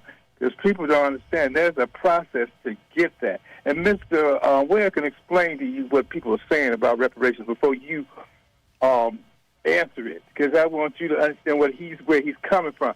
Because I'm not trying to say, do you think black people should get reparations? I just want you to talk about how would it happen? How would it happen if we got them? All right. And they were talking about the Pope apologizing for slavery. And someone called and said, well, the Japanese, they got reparations for being put in the internment camps, and everybody's getting reparations except blacks. So how would that happen if the United States says, okay, how would that even begin, the process even begin? It was interesting in the sense that at least one person has referred to the 1776 fund as reparations for the January 6 rioters. Mm-hmm. That they put in place a slush fund to reward the people who were treated so bad by the Democrats. Exactly, and these are people who beat up Capitol Police officers. Right. They're trying to.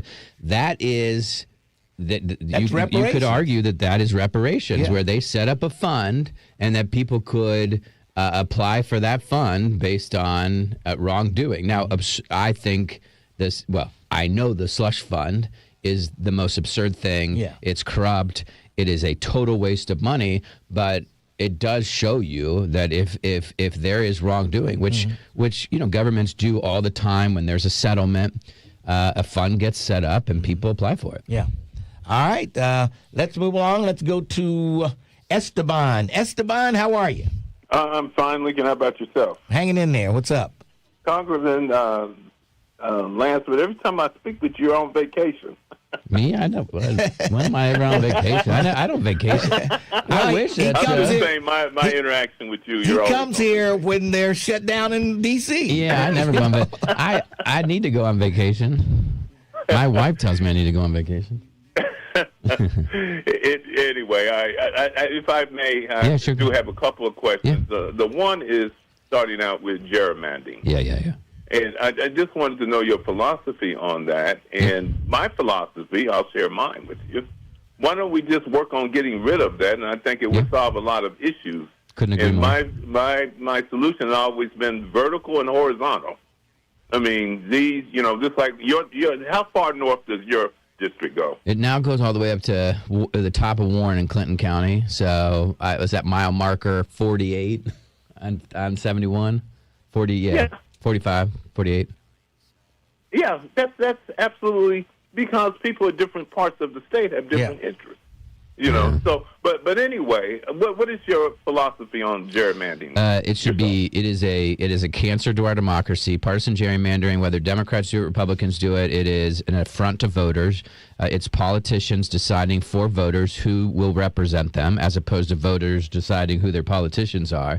And in my Drain the Swamp bill, I include the parts of the John Lewis Act, which hopefully the next Congress will pass, which bans dark money, which bans voter suppression, and it bans partisan gerrymandering. Every state would have to have an independent commission. No more politicians picking their voters. Voters have to pick their politicians in every state and every district. It will transform our democracy.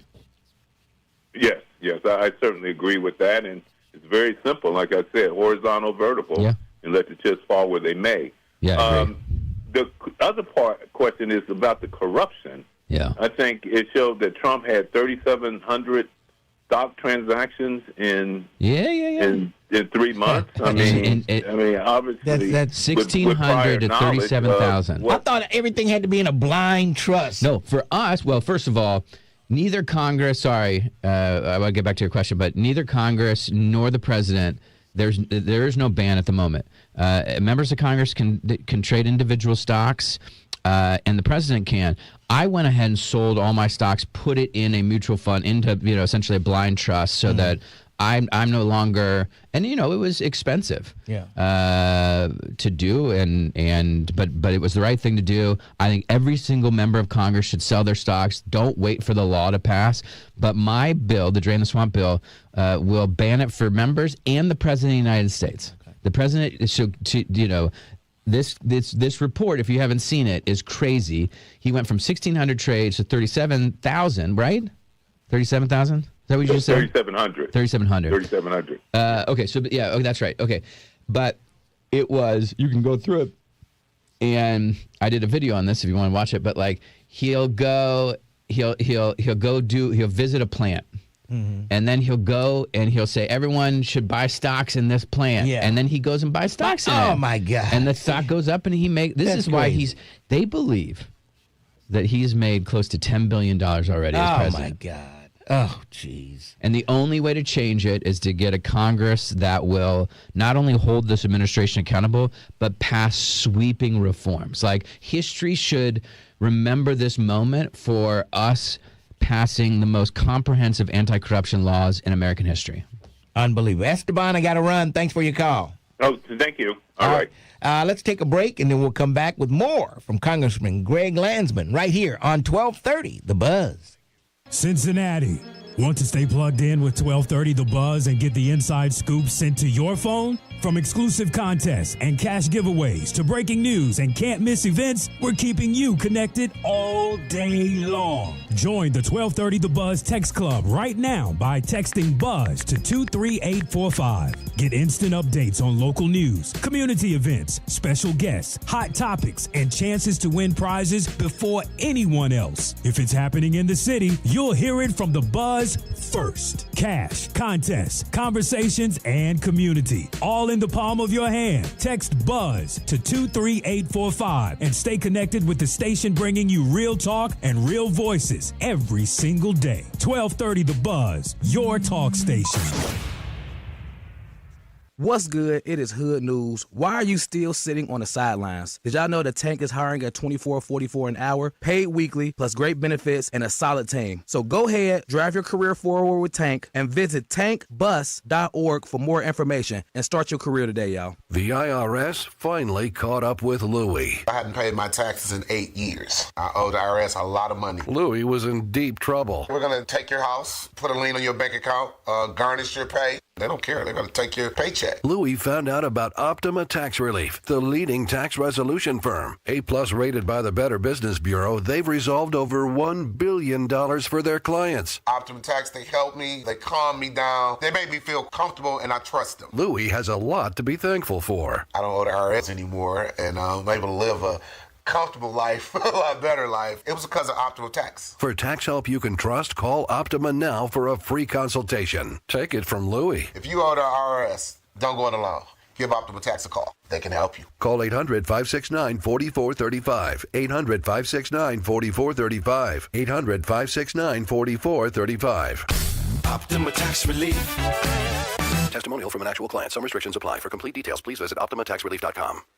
Earn an accredited MBA in as few as 16 months for about $21K at University of Maryland Global Campus. Explore 10 specializations, including finance, HR, cyber technology, and more.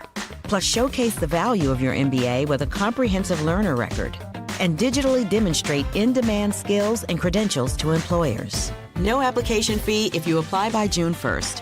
Learn more at umgc.edu. Certified to operate in Virginia by Shell.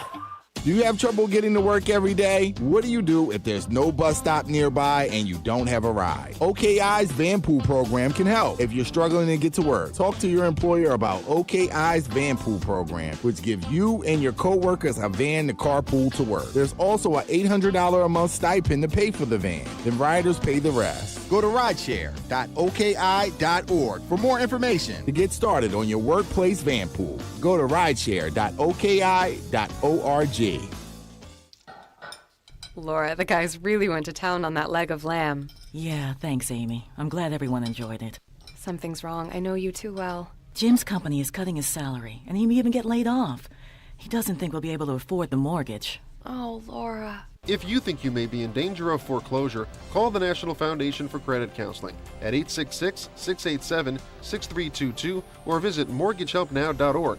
That's mortgagehelpnow.org. This has been a public service from the NFCC. You're listening to The Lincoln Ware Show. Unbelievable. On your talk and information station, 1230 The Buzz. 1230 WDBZ. Lincoln Ware with you on a Wednesday. A short week this week. Man, Wednesday already. Let's go to the Dukester, find out what's cooking today. Senior Citizens Day at the Dukester. What's cooking? Hey, top of the morning, Lincoln, and here we go again, Buzz listeners. It's Wednesday, May the 27th, and it's Senior Citizen Day at the Dukester. And if you're looking for a great meal, today at the Dukester, you can get a special senior citizen price, and you're going to love it. Dine in or carry out, you're going to love that meal. And if you're still looking for some great seats for the Cincinnati Music Festival, before you buy those tickets, make sure you call the Dukester first at 513-761-2300. Now, for you folks that remember the old school socials that we used to have, and you love playing spades, tongue, bidwiz, or whatever, you're going to love the Dukester Social Night starting in June. And we'll be telling you more about that just a little later on. But first, here's what's on the Dukester's menu for today. Starting with our fully loaded Big Duke Burger platter with fries and coleslaw. Or check out our tender meatloaf with mashed potatoes and gravy, collard greens, and cornbread. Or maybe you'll have a taste for our cod fish, grilled or deep fried with macaroni and cheese and smothered cabbage. But my pick for today is our big smothered pork chops with gravy, rice, and fried corn. Have a blessed day, everybody, and thanks for chopping black. Talk to you later, Lincoln. All right, that's the Dukester right there in the Summit Road on in the Norwood Plaza on Reading Road. There we go, in the Summit Plaza on Reading Road. That's what I was trying to say. The Summit Plaza. All right, we've got Greg Landsman in the studio. We've got every line busy. We got a few more minutes left with Greg, so get to your questions without a commentary. If you can just ask the question without the commentary, we can get to all the callers. All right, Ron. Hey, I was really waiting for you, but since I got you on the line, Greg, I want you to explain to the people where you stand on the Clarity Act and the anti-corruption laws that they are trying to put in with the Clarity Act. Are you for or against? And explain why it's so important via cryptocurrency. And also, I want you to explain where you stand on the future of AI in education and with jobs. All right. Yeah. Thanks for your call. The Clarity Act, the Digital Asset Market Clarity, which I think we passed, provides a regulatory framework for the cryptocurrency so that there's more transparency, which I support. There has to be full transparency and accountability with this cryptocurrency, and the argument against it is that it gives them some credibility. But anytime somebody's asking to be regulated, I think you have to say, okay, let's pull them into the fold so that people know what they're getting into, and that those folks are protected. You just have a large number of people who are getting into cryptocurrency, and you want to make sure that they have the same protections as if they put their money in a bank. Number two, AI. So this is something that I spent a lot of time working on. I have several AI-related bills.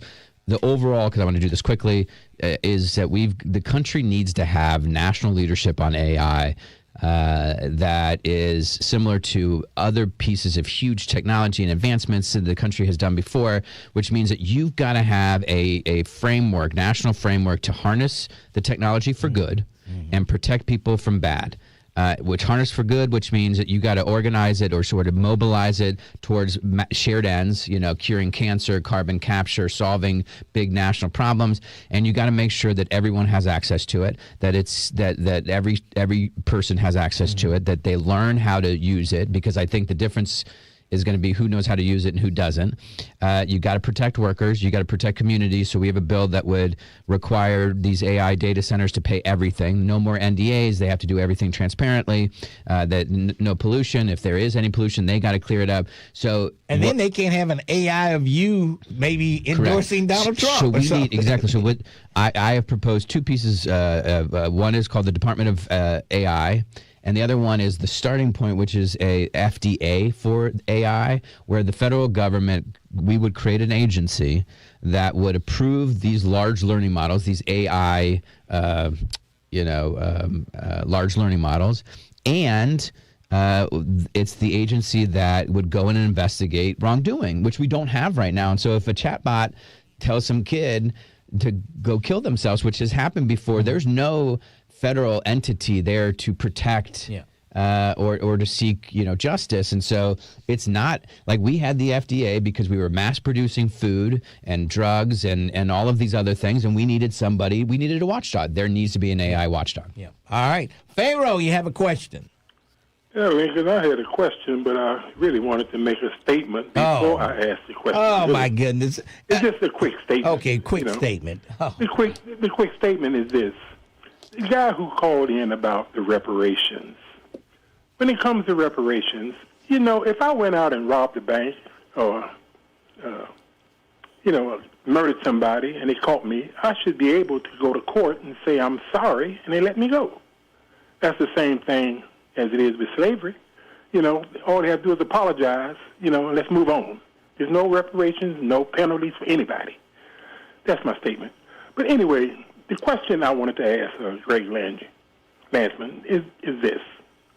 Has President Trump done anything for Israel that you disagree with? Yeah, I'm sure. I mean, look, what is it? I mean, anything that supports, this current government, I'm not a big fan. I'm asking the question: has he done? I don't know what. But I don't know what Israel he's done. That you disagree with. Well, name something he's done. Yes I don't know. What has he done? You tell me. All the money he's given them, just starting with that. Yeah, I don't know. I unlike a lot of people, Greg? I don't spend that much time on Israel. I know that some I know people you do. don't, but you support them though, right? Sure. How much I money? know you do, but you don't want to spend no time. But hold on, Pharaoh. Guy, this is what kills me is that this country is facing an existential crisis with our democracy. You got voting rights on the ropes. You got 15 million Americans who are going to lose their health care because of this tax bill where they spent trillions of dollars on taxes and they ran up the debt. You got an education crisis. You got a housing crisis. You got a gun violence crisis, and somehow I get asked about Israel. I don't understand. Like, at some point, I just have to say, like, I've answered it. Yeah. Move on. Like, I am focused entirely on what's happening Israel. here. If you want to talk about what's going on in America, then talk about reparations. Right. That was a good conversation about it. I appreciated that call. All right. Yeah. Pharaoh. Anyway. Thanks for your call. So Done talking about it. You're saying you hate with all the stuff going on in America. Everybody asking you about questions about Israel. They don't really. I mean, most people don't. Honestly, wherever I go, I got stopped yesterday in the supermarket, and the guy said, "Can I?" I was looking for salad dressing, and I just you get caught up in the salad dressing part. I couldn't find the salad. Whatever, doesn't matter. And then this guy comes up to me and he says, "Excuse me, can I ask you a question?" And I was like, "All right, sure."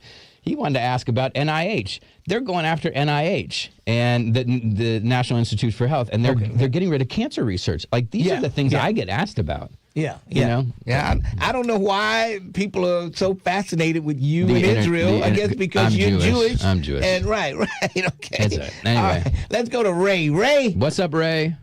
Yeah, look, how's it going, Congressman? You got to call me Greg. Things. First of all, hello? You just call me Greg.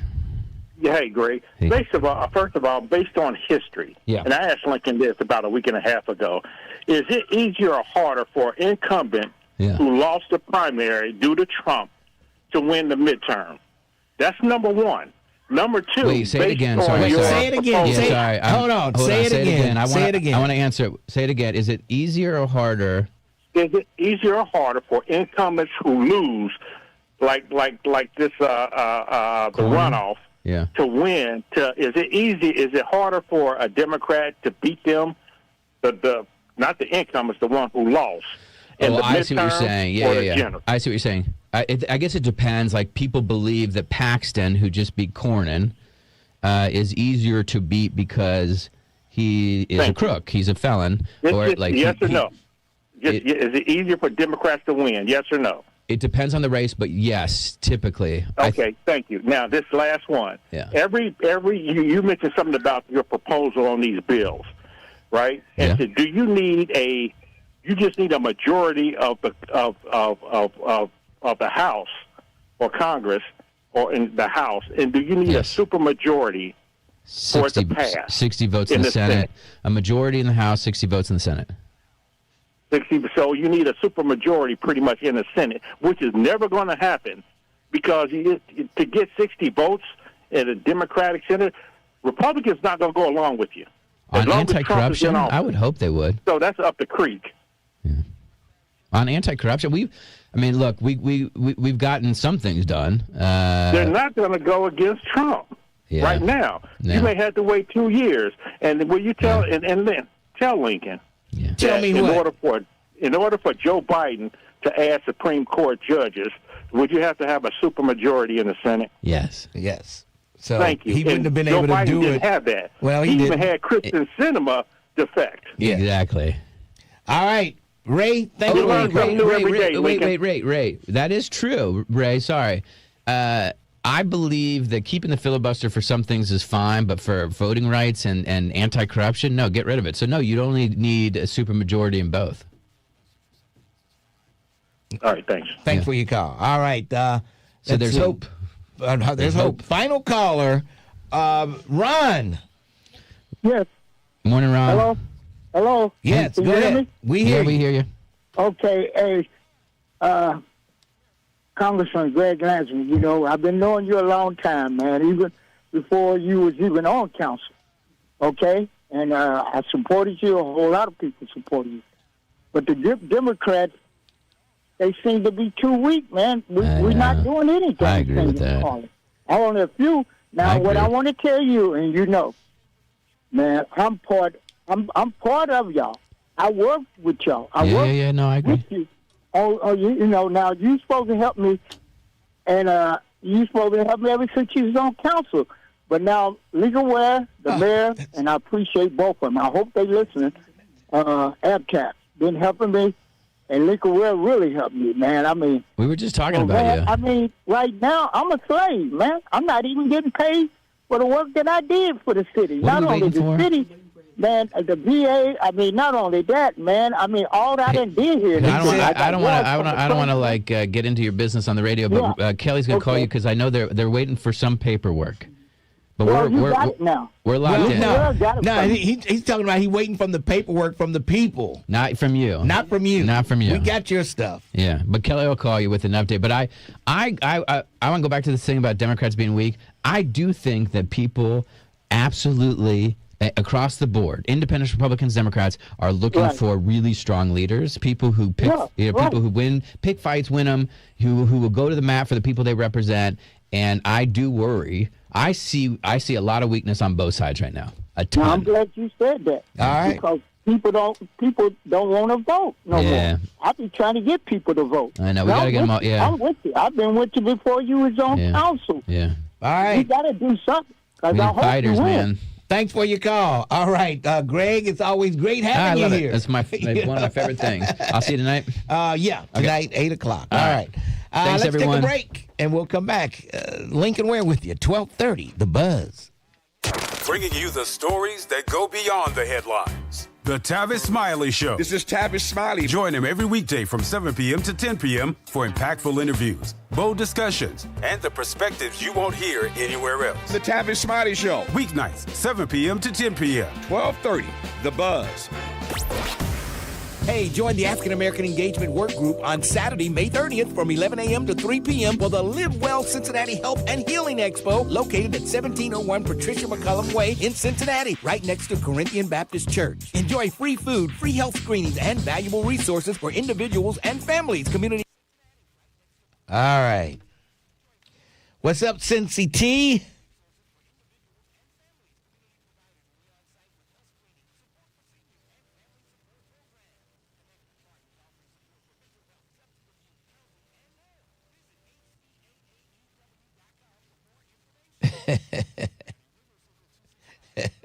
But I do agree with, I know y'all don't want to hear this, but I agree with Landsman to a certain extent. Okay, all the problems we got here in America with insurance, medical, all this housing and all kind of stuff, we have problems with here in Ohio. And y'all want to ask him about Israel, but he telling the truth. With all the problems we got, you go after him on Israel. All the problems we have.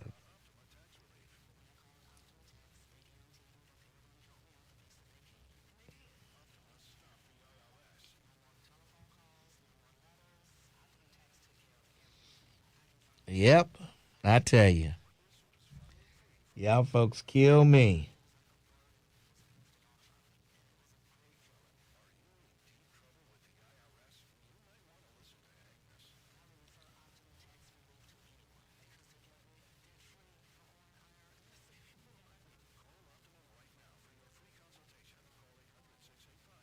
Landsman can't wait for this to end. Oh, geez.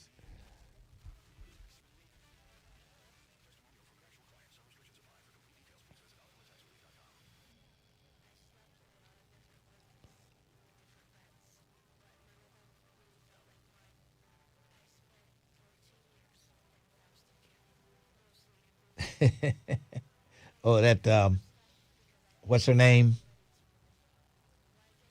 Queen. You editing Queen?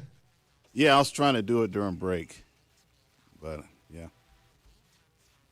Fisticuffs. Yeah. I had to go apologize. What are you talking about? I had to go. I didn't leave the room.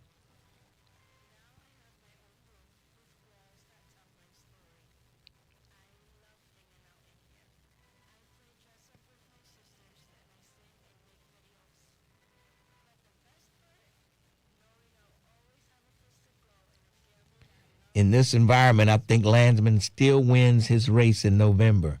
Okay, Cam Hardy. After Anthony Munoz, Lincoln is the best blocker the city has ever seen. Oh.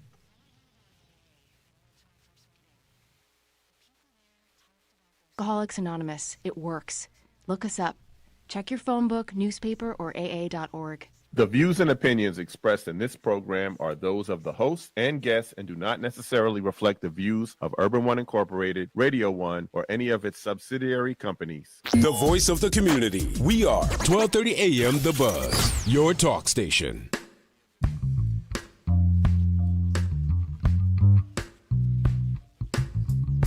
That's one of my songs, I think. There we go.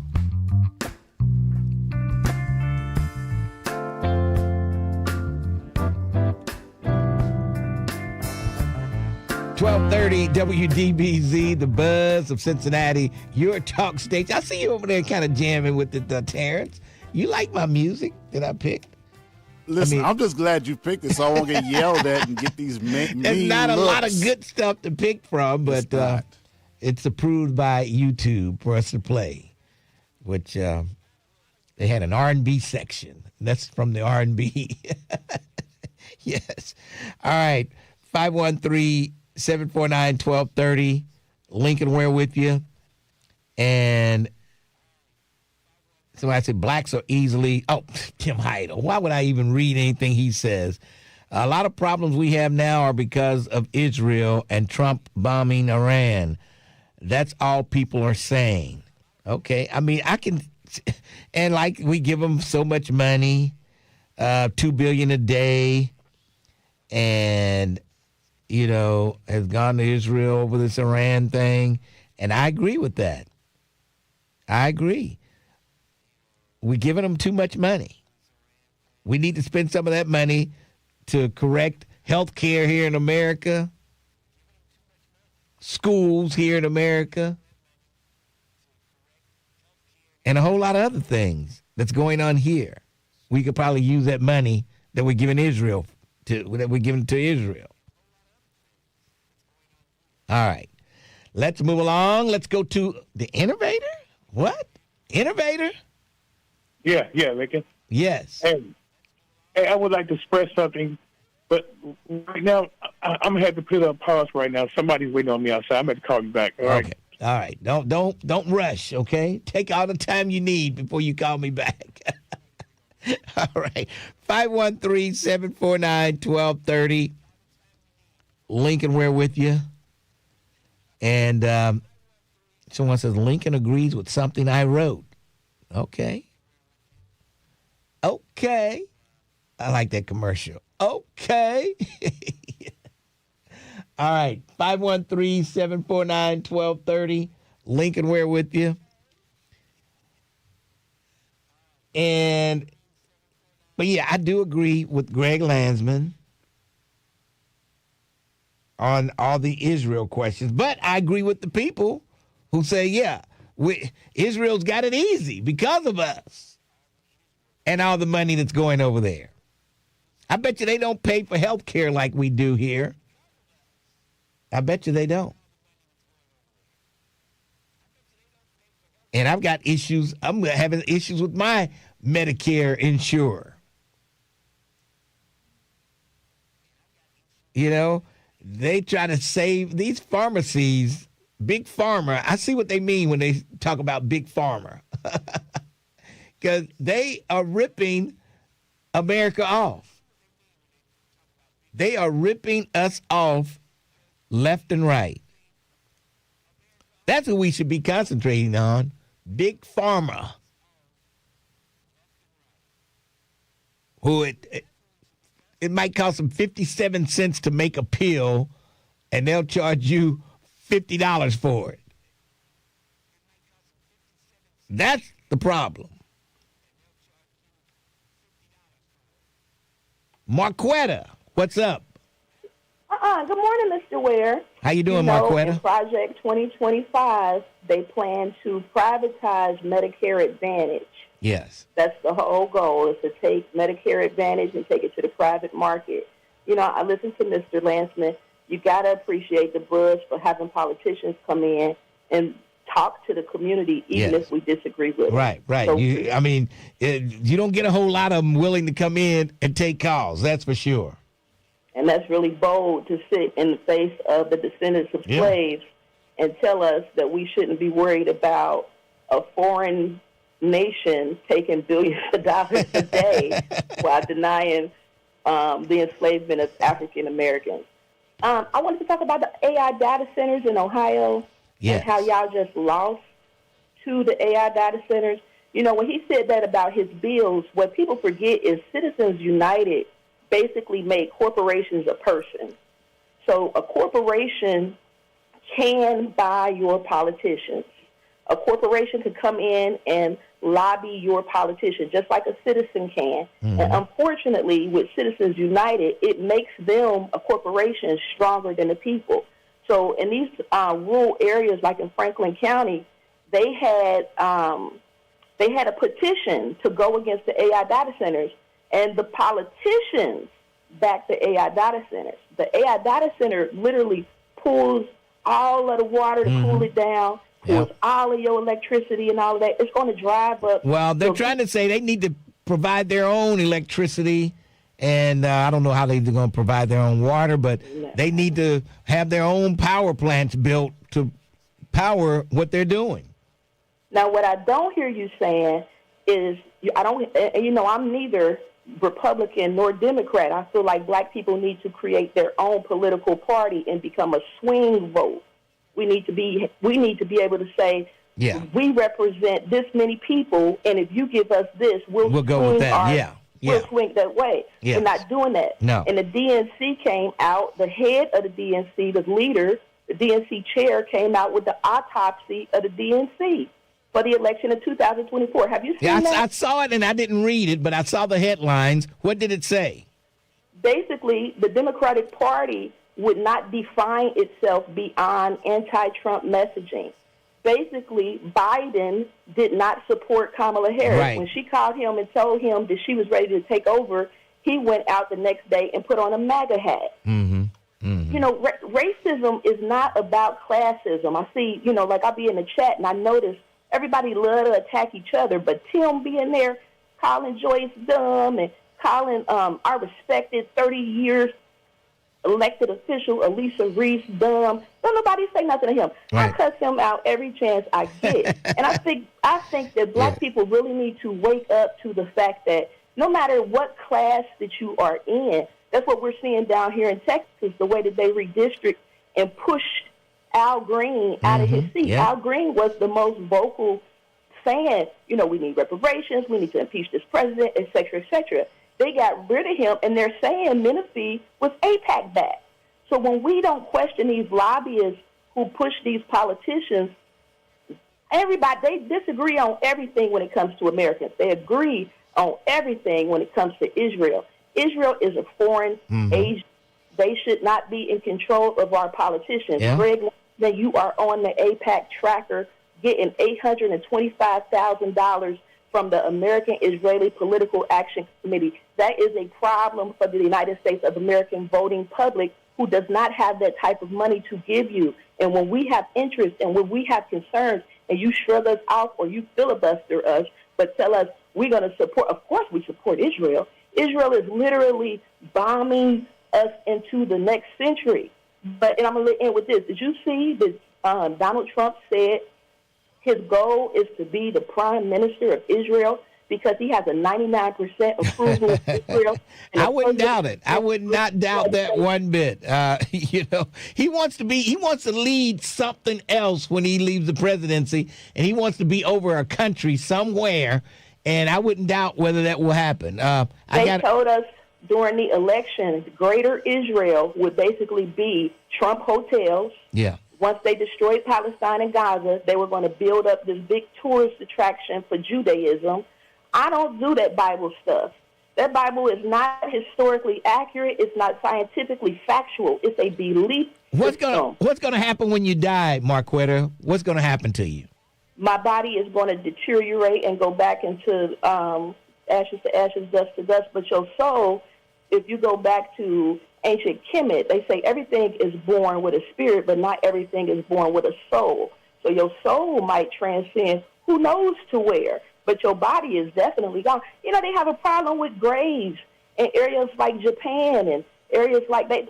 They don't bury dead bodies. They cremate them to save the land for the living. But why are you concerned about after death? Why aren't you concerned about what you're doing in life?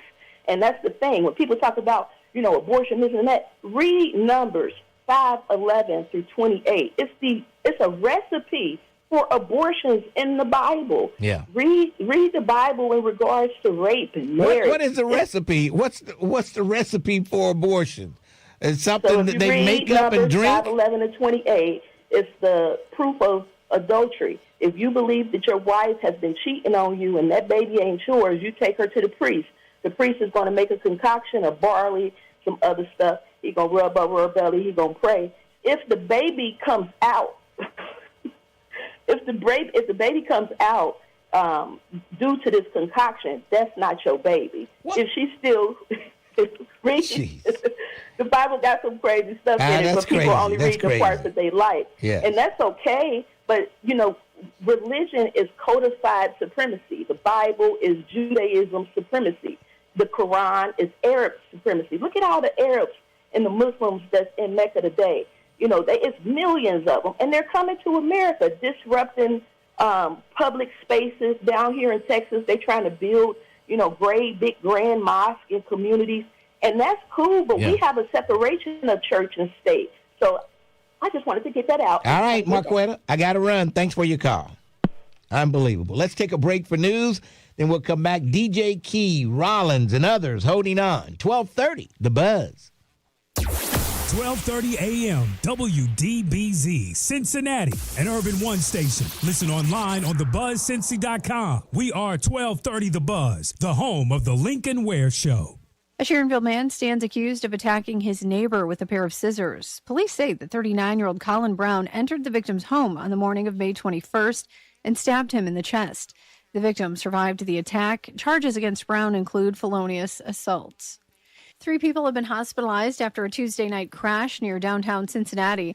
The accident happened shortly before 8:30 p.m. on I-75 North near the 9th Street exit.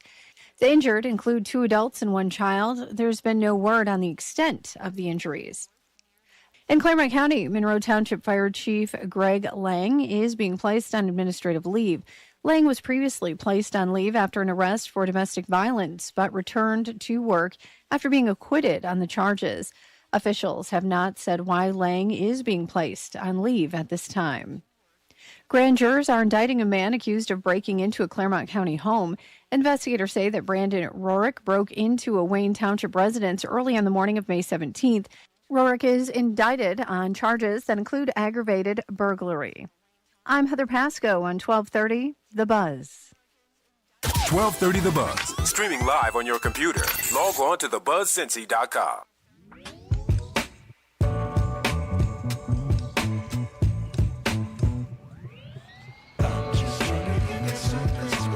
That sounds like 50 Cent. Power. All right, 1230 WDBZ. Power's coming back on in June. Coming back for the final season of Raising Canaan. Yeah. Final season coming up in June of Power. Yes. All right, 513-749-1230. Lincoln Ware with you. It is Wednesday. Yes, it is. All right, let's go to Rollins. Rollins, what's on your mind today, Rollins? Mr.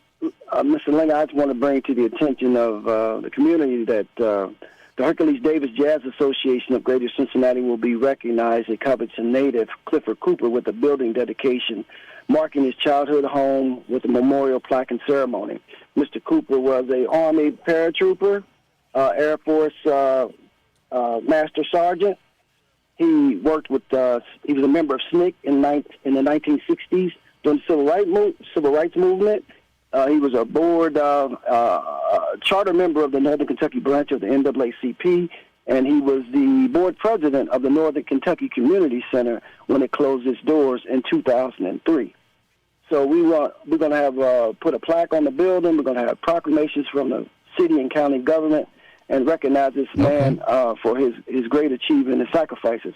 In actuality, he did some things that was compromising his health to try to keep the community center going through a very turbulent time. And a lot of different information was put out there, and a lot of negative stuff and untruths and things of that sort was put out there. But this was a very, very outstanding man. And come to find out, I worked with him on the board of the organization, the community center.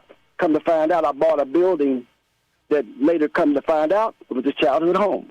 Okay. So things have a funny way of working out. Yes. I call it poetic justice because his childhood home is now the home of the Hercules Davis Jazz Association, which is an organization that promotes jazz music, the education and teaching of music to young folks and things of that sort. So just wanted to make the community at large aware of this man, and it's a great man. Oftentimes you don't get a national recognition and things of that sort, but I believe that every community has born into it, leaders, athletes, engineers, and all those things. He was definitely a very strong community person. All right. Hey, thanks for your call, Rollins. Appreciate it. Thank you. Thank you.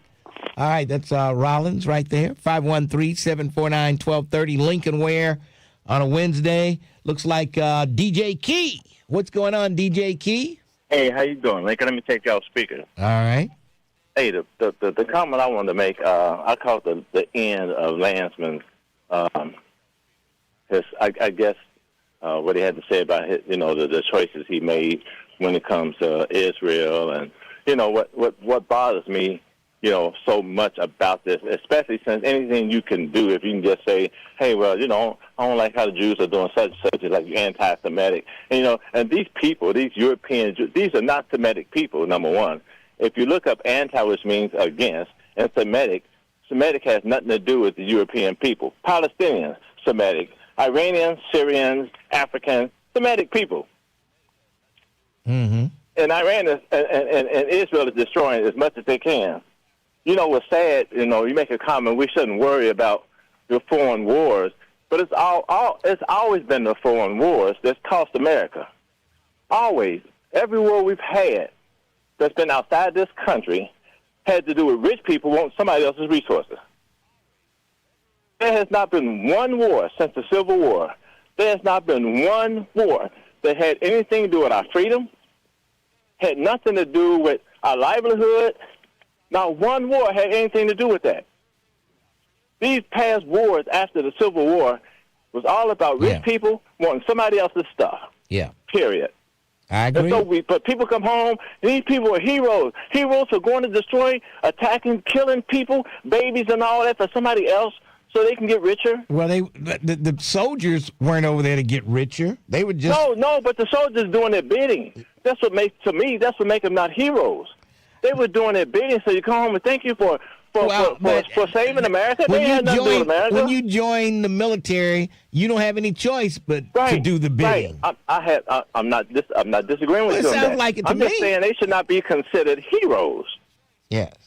Because what did they do to make them heroes? Going over there killing other countries' citizens over what rich people want. You know, so they come home, they're veterans and they're heroes, and I don't see where the heroism is at. Well, when you're fighting a war, even though you don't want to be there, if you fight and you win, you're a hero. But the thing is, but the war had nothing to do with as far as whether or not we was going to be, under somebody else's spell, under somebody else's control. Yeah. I hear you. So Landsman got in because he's, number one, Democrat. And number two, he got in because he has experience. All right. That's basically it. But this other sick stuff, if people look up anti-witch music again and look up Semitic and then try to figure out where Israel fit in with it, and it actually should be called a place called Israel because Israel was never supposed to be a land itself. It was always the land of Israel, which was a person. Children of Israel, which was a person. Yes. A place called Israel. That's why the Orthodox Jews can't stand, the people over there. Yes. All right. But that's enough of that. But I appreciate you letting me get a talk. I made my words in. DJ Key, thanks for telling us how you feel about Israel and the anti-Semitics and why they shouldn't call it that. Okay. All right. Boy. 513-749-1230. Lincoln Ware with you. And let's go to Ozzy. Ozzy says we need to believe in God. Hey, Link. How you doing, Ozzy? I'm doing good. I hope your listening audience is doing well, man. You done said what I needed to say, so I'll leave it there with that. But I do want to say though that what we're dealing with here in America right now is institution of racism that goes back to World War II. I was listening to Rachel Maddow, and she had a really intelligent person come on and explaining the history of racism and discrimination in the Ku Klux Klan since World War II. Describing how the people, when they came back, Caucasians, they were very angry with what they came back to in America because one of the problems was women were working. Women had more freedom than they ever had, and that wasn't what they wanted. What did they want? That's not who wanted. Caucasian men. Oh, okay. Yeah. Okay. And the other thing that they came back to was black people making demands for freedom. And they were very resistant to that also. But there wasn't much they could do because the people were making demands, women, black people. And so they formed up the Ku Klux Klan and other organizations again to fight the freedoms that we were asking for, black people and women and brown people. And Lincoln, the problem is that they attempted to take us back then when they came back from the war, because initially, this is what's crazy, initially most of these yahoos joined up to go fight Japan because we declared war on Japan. They did the things that Germany was doing, what Hitler was doing. We all know that their policies they got from America. Yes. The yahoos were cool with that. they went to what they thought they were going to go to war for. They treated the German prisoners better than they did the black soldiers. Lincoln, because they were accepting the rules of the Germans. The Germans, they accepted the fact that the Germans were killing the Jews because right after World War II, some of the most powerful white racists, they wanted to do away with the Jews, just like they were doing over in Germany. But there were people that infiltrated these organizations and brought it to light. And once they brought it to light, some of those people that I'm referring to, they went to prison. But had it not been for the people that infiltrated them, we would be living in Germany under the Nazi regime now. And so this is, the history of white people doing what they're doing right now is it's crazy how they came back from Germany and fighting the Germans and wanting to do the same thing to us. So I really brought that to bring to attention to those who are supporting Trump that are black. Yes. And we've been trying to tell you that what you're supporting is racism. What you're supporting is the racist. Well, they don't hear you. They don't hear you, Ozzy, because they follow this guy. They're afraid of him. He's bullying people. They're following his every lead, and it's just I can't understand it. I just don't know what we can do about it. But here's the difference between what was happening in the 40s, the 50s, and the 60s. Was that they didn't have any way to bring all of these racist groups together. They didn't see things eye to eye.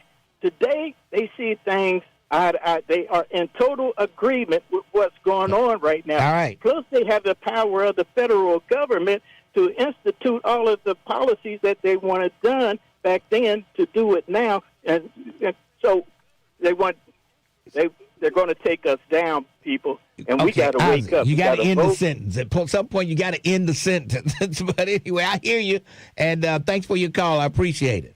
All right, period. All right, thanks. Right.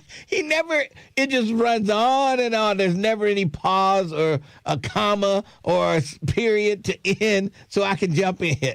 Now, Lincoln, he gave you a chance to get off the train when he started. He said, listen, you said what all I had to say. Right, I just ended right here. Said, well, thanks for your call. And moved along. All right. Let's take a break. Reverend Damon Lynch is holding on. Sister Dorothy, KZ Smith. Oh, boy. We got two preachers and Sister Dorothy.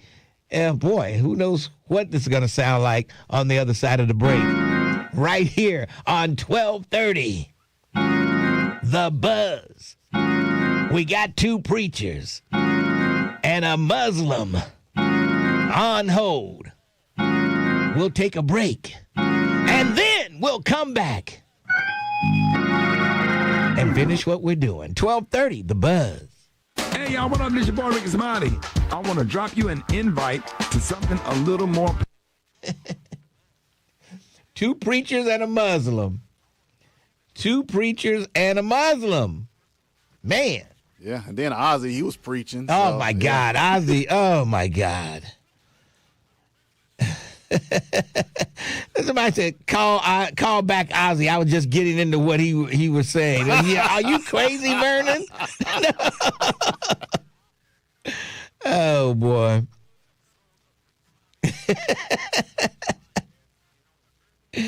Oh, boy.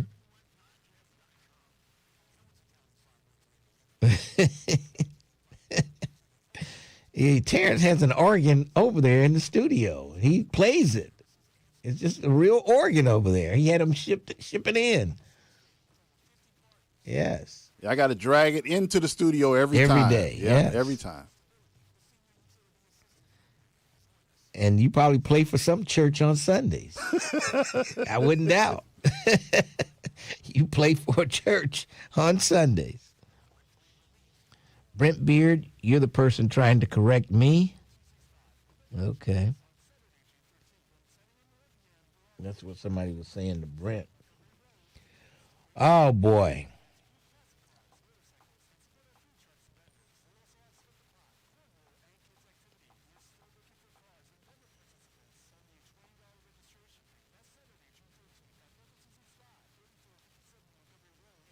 What's going on, William Kirkland?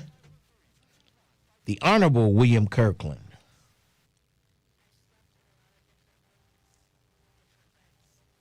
Ozzy is a deacon at Cry Pie Tabernacle, Corinthians Church. Oh, boy.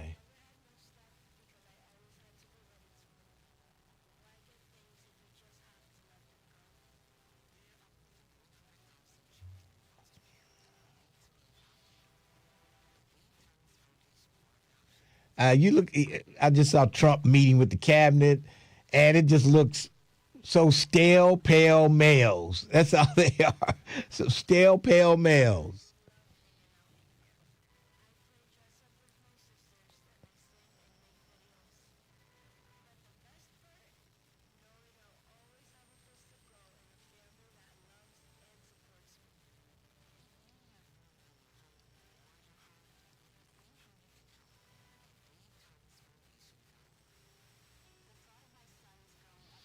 I don't know. Is Chad still putting the podcast up? What do you mean? After the show? Because people saying about 3 or 4 people said they don't hear the podcast up on, is Chad uploading the podcast after the show? Actually, it gets saved into, I'll tell you. Okay. We're back. Okay.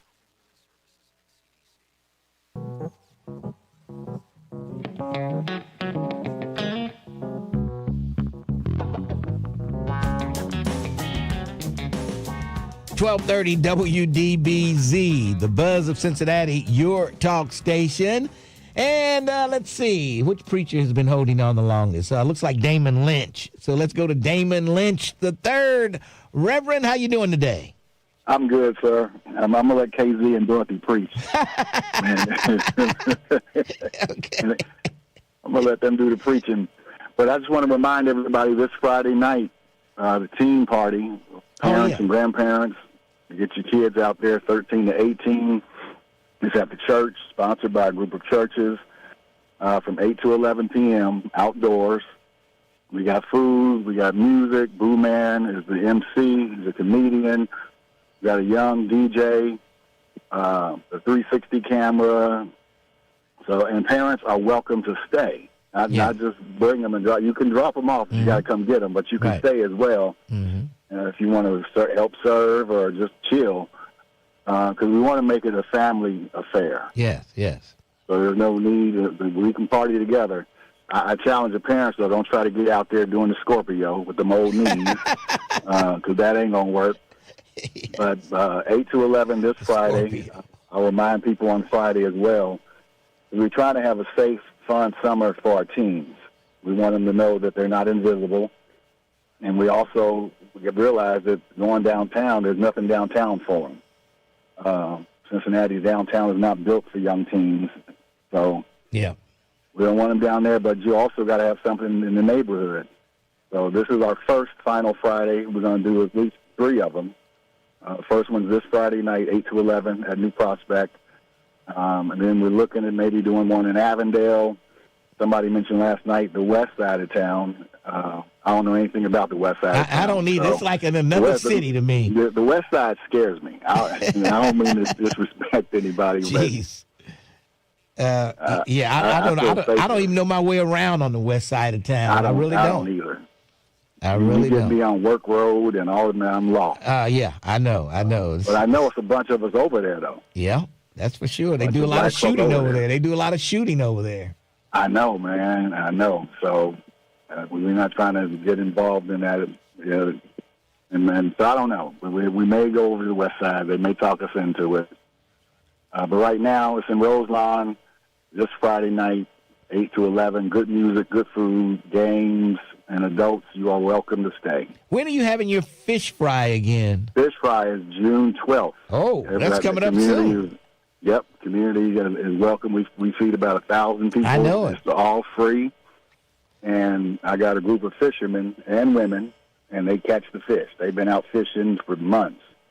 Unbelievable. I will be there. I know it. I will be there for sure. That's always a great event. And your people at your church, they work hard to get that thing together, let me tell you. Man, these guys, they catch the fish, they bring them home, fillet them, scale them, fry them, and I'll celebrate them. Because I've been pastoring there 36 years now, so we're celebrating my 36th year. Oh, boy. And they do it out of love. Yeah, and you never seem like you never run out. You just like Jesus. You never run out of fish. They just keep, no matter how many people show up, the fish just keeps coming. It keeps coming. It's a miracle. That'll preach. All right, Damon Lynch. Tomorrow, when is it? That's Friday night. Yes. 8 to 11. Teens 13 to 18, parents welcome. 13 to 18, parents, bring them on over. All right. Yep. Hey, thanks for your call. All right, man. Take care. All right, that's over at New Prospect Baptist Church on Friday night. Bring the kids over. There'll be a whole lot to do. Let's go to Reverend K.Z. Smith. How you doing? Doing pretty good, Lincoln. How about you? I'm hanging in there, hanging in. What's on your mind? Well, first of all, that's a great idea with last Friday for the youth. Yes, I know yes. Anytime my grandchildren, they go over to New Prospect, man, they love it. I said, man, I got to start doing that at Corinthians. They love New Prospect. And so, that's I good. want to applaud Damon for doing that. That's good that a church is doing stuff like that, and there you go. That's what they're supposed to do. He has a great youth ministry over there. If you haven't been there, I tell you really need to go check it out. It's really, really nice. And that fish fry, I was there last year. You're right, boy. They have a lot of fish. Man, I tell you, the place is packed and the fish just keeps on coming. I'm telling you. Yeah. But what I also called is, then the next day, which will be Saturday, so you go to the youth night on Friday, then Saturday from 11 to 3, we're going to have the Live Well Cincinnati in front of Corinthians, really on the county's property. We're going to have a health fair. And so, if you're dealing with, addictions or mental illness or, anything like that, please come out. I think a lot of people don't know that Walnut Hills is considered to be the #1 overdose community in the state of Ohio. Wow. And speaking of that, there's an overdose alert in Hamilton County today. Did you know that? No, I didn't know that. Yeah. No. Overdose alert. What does that mean? I guess so many people have been overdosing over the weekend. Oh, okay. So they put out an alert. I guess some bad dope out there, I guess. Yeah, I was at a meeting yesterday, and they were saying that there's another community not too far from, also in Cincinnati, that's #2. So I'm like, man, I don't know what's going on in Cincinnati. Hey. But 11 to 3 is free. We'll have a lot of services to provide free food. We'll also have the Mr. Lincoln Ware there. He'll be there, and we definitely appreciate that. I'll be there. Cincinnati and some of the former Bengals. And thank you, Lincoln, for allowing us to be on your TV show. Oh, no problem. No problem. That was a great expence. And then also your daughter got over it. She looked like a deer caught in headlights in the beginning. She didn't want to do it. Yeah, but I thought she did a good job. Yes, she did. She did. But we're also going to have an overdose awareness day in August, the last Friday in August, when they have the Friday flows down in Washington Park. Yes. We'll be there for that basically all day. And I think, I forgot the name of the group that's going to be on. I think it's Honey Child or something like that. Okay. That's going to be on stage. It's a dance band. But, again, mark your calendars, August 28th. We'll be down at Washington Park for overdose awareness. If you know someone who's struggling with addiction, please send them down, and we'll do our best to minister to them. That's really what and then the last I guess I can say is, and come November, actually, please vote for Elizabeth Ty for a probate judge. All right. Yeah, she'll be the first black and the first female to be probate judge in Hamilton County. Man, I tell you, let's break that Republican cycle. All right, man. Thanks for your call. Sorry, I didn't hoop. I can't hoop, man. So okay. I'll try to learn. All right. I can teach you how to do that. I can teach you how to do that. I know. I can get that organ with you and the real Terrence Howard. Yes. I'll have to learn, okay? I don't know how to do it. All right. Good talking to you. That's Reverend K.Z. Smith. Yeah, we could show up over there at Corinthian one Sunday and turn them out, Terrence. want to say to the people here at Corinthian Baptist Church, I love to come here and visit you people every now and then because your pastor is here for you every Sunday at Corinthian Baptist Church. Let me put this little feeble message away, and we'll see you next Sunday. Yes. All right. There is a alert out there. Hamilton County has issued an overdose alert following a surge of suspected overdose deaths over the Memorial holiday weekend. Man, the agency says there were 10 suspected overdose deaths between Wednesday, May 20th, and Tuesday, May 26th. And those include 4 on Saturday and another 5 on Monday. Man. So there's a bad batch of dope out there, in other words. And so they put out an alert. And the potency of the level of the local drug supply has changed. It's unclear what substances contributed to the deaths, but fentanyl is, of course, the main one out there, and the other synthetic opioids can increase the risk of overdose. So there is an overdose alert in Hamilton County. All right, let's go to my good friend, Sister Dorothy. Assalamu alaikum, my sister. Hold on, Dorothy. Let me take a break first, okay? Walaikum salam. I think I need to take a break before I go to you. So hold on, and we'll take a break, and then we'll come back and talk to my good friend Dorothy Springs. 12:30, The Buzz.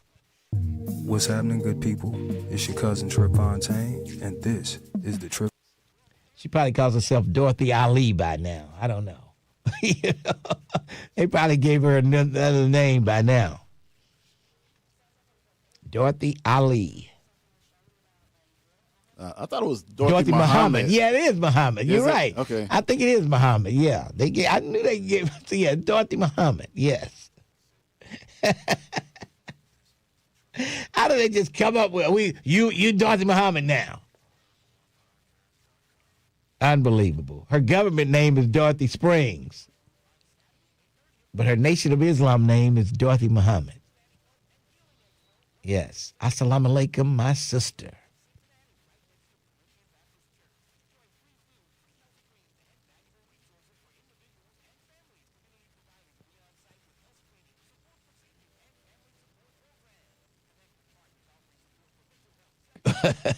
Caucasians. Yeah, she kills me.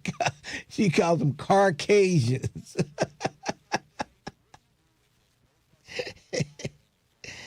Oh, the Caucasians. Oh, boy.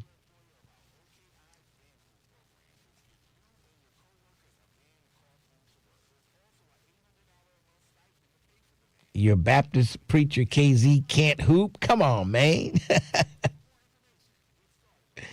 Oh, well, he said, don't try to do the Scorpio. Yes. You know, we actually have that song, too. Scorpio? Yeah, Dennis Coffey. By Dennis Coffey, yeah. Mm-hmm. Well, I tell you who I saw doing the Scorpio at a Tom Joyner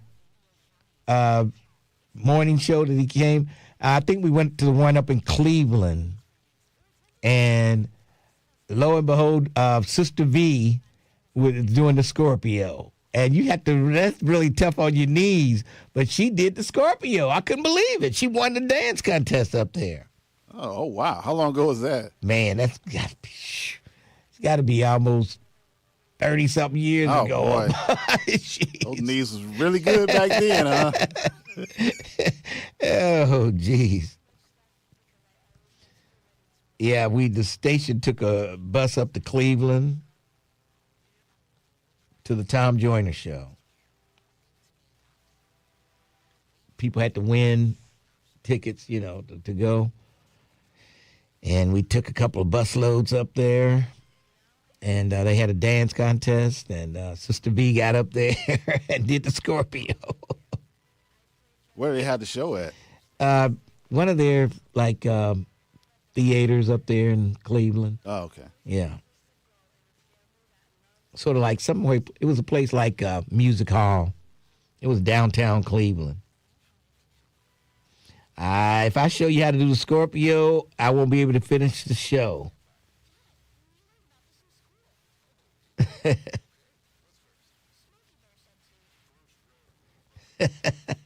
Are you telling us Sister V has good knees?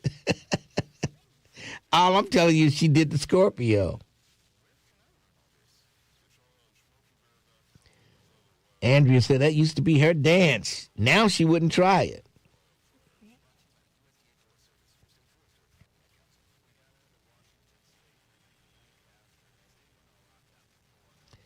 Yes, it'll be announced next week. Sea Breeze.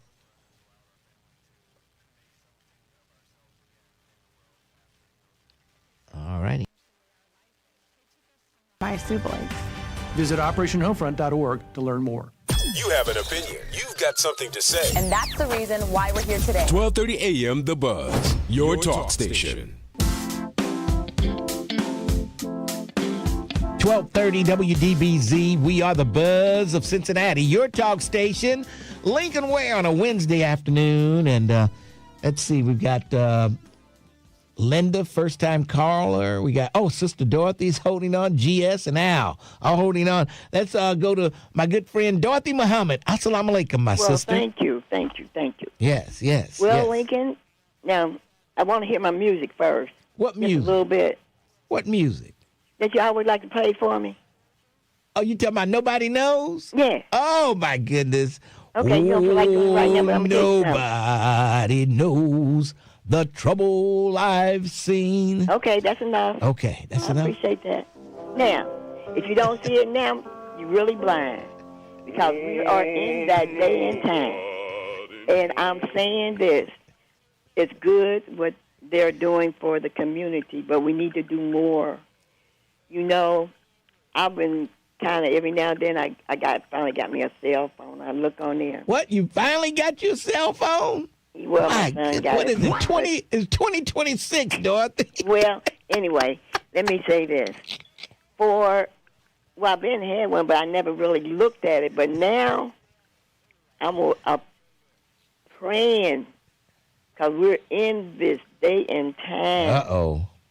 That we, as people, we have a lot of brothers and sisters who have came from other countries over here looking for, they might have more because I'm not for sure what they had in theirs. But we've been told we got to look out for them. We got to stop all this killing. We got to stop all this fighting. I never known so many. We are God, second to God, and the women are fighting. Yeah, the women are really doing some fighting. Do you watch them fight on your phone? I beg your pardon? Have you watched any girl fights on your phone? What did I just say? Yes. So many. I didn't know it was as bad as it has gotten. Boy. And you see what they do. They go for that hair. All of it. And then, but I seen one that was naked. She said that she will, I think she was from Texas.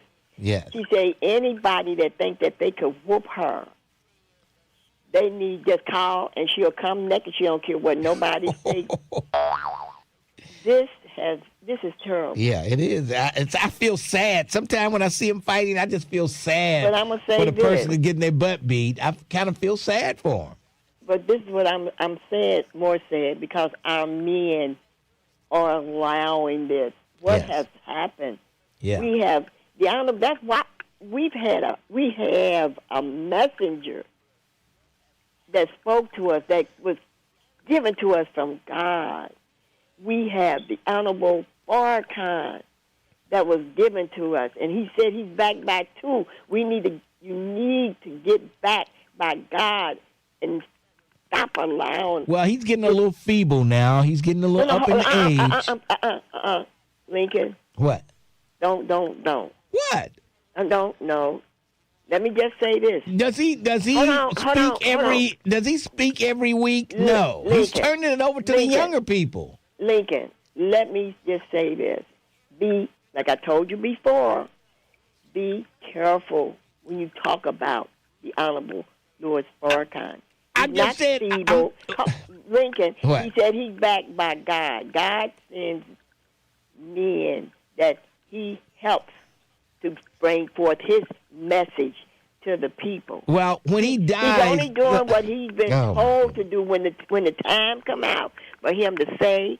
However, he does. He is divinely guided, and if you read your scripture, you can see it. So he's never going to die. According to you, he's never going to die. He's just going to go up in the wheel. Everybody dies. Well, I thought you said, what's his name? Elijah Muhammad was still alive. He is physically alive. Oh, gee. He has to be 150 years old now. Well, calculating, I can't think of it right now, but he At had least a birthday 120. in was October. But let me just say this, Lincoln. When it comes to us, I gave out a number to call to get. We're in the new world. We're in the new world that's coming about. That's why I always see all this chaos. It's because God's kingdom is coming into existence. And when it comes into it, it takes time. Yes. But looking at what's going on, we got to think of what kind of mindset that we have in this world. Yes. See, we have Satan's mentality because we was ruled and reared by this world, taken from our homeland and destroyed. But God gave us the Honorable Elijah Muhammad. All right. And now he gave us, now what I'm saying is this, brothers, and if some sisters that might be out there, please, whenever you see our sisters getting ready to fight, please don't allow it.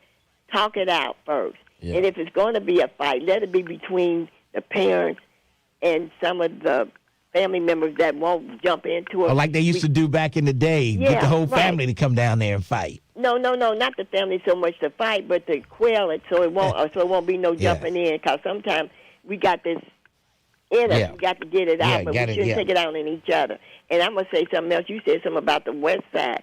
Why do you think, now think about, why do you think that this world, Satan's world, took all of the West End and took us and would take us to Price Hill, Westwood, Western Hills? For what reason? They know them people don't want us out there. They try to force something that they don't want. And so this is going to keep going until, and that's another thing I've been watching, neighbors and where black people are living, a lot of them, they didn't, we were told, do something for yourself, have your own. Some Caucasians would live with us, but some of us don't. And those who don't, they should be able to live where they don't want to be bothered with us. All right, Dorothy, I'm glad your world has opened up. You finally start looking at your phone, and you see a whole new world out there, don't you? No. It was there before. It was there before I got a phone, but it's just gotten worse. Yeah. Because the fullness of it, of what's taking place now, is Satan. The mentality that we have, and what we do, we're Satan now. We're like the devil. We do things. See. All right. And what we're doing, we've been doing it because we live in a society that is who they are and do what they do, and it has to stop. All right, and thank you. Go ahead. Does Farrakhan speak every week like he used to? No, sir, he does not. I know I told you, Lincoln. Didn't I tell you? And he said it at for I forgot. What did he say? What did he say? Savior's Day. He said that he was told to stop speaking until he is told to start speaking again. Oh, gee. That's an excuse. When you went, no. See, when you divinely got it, when you're divinely by God, you need to ask the preacher. Well, they always say, God called me to preach. And I know he didn't call all those preachers to preach. I don't think he called any of them to preach. They just wanted to preach, and they ended up preaching. Nobody called you to preach. I didn't say he was called to preach. He is doing to warn the people. You said he was told to warn the people. Wait a minute. His main job was to bring forth Satan, the world of the Jews, and to bring them down and the manifestation of who they really are. They're not the real Jews. We are the real Jews, and to help to bring their world down and let people know who they are. That was his main job. Oh, okay. And he done that. That's what he did and what he's been doing. See, and it's bringing it on by in the scripture. It talks about in John the 8th chapter how John went to the Jews and told them, and the Jews got mad and told them, "Ye of your father." All right. Okay, you know where I'm coming from, but it is about. All right, Dorothy. Okay, well, thank you for allowing me to take Anytime, Dorothy. Have a Dorothy. blessed rest of the day, and everybody be safe and talk to somebody and show them love. We have to another thing. The Uncle Farrakhan was saying we need to clean up our neighborhood, and we have to show more love for one another instead of violence. All right, Dorothy. All right. You know what we have to do? Oh, nobody knows the trouble I've seen. Nobody knows my sorrow. Nobody knows the trouble I've seen. Glory, hallelujah. Sometimes I'm up, sometimes I'm down. Oh, yes, Lord. Sometimes I'm almost 12:30, The Buzz. Lincoln Ware is on demand. On demand. That's right. Listen to the Lincoln Ware Show when you. Oh, boy. Oh, boy. The smoke detector's still going in the background, though. Huh? I said her smoke Was detector's it still going? Yeah, Oh, my goodness. Oh, Lord. Still going. Unbelievable. That battery is on his deathbed right now. Unbelievable.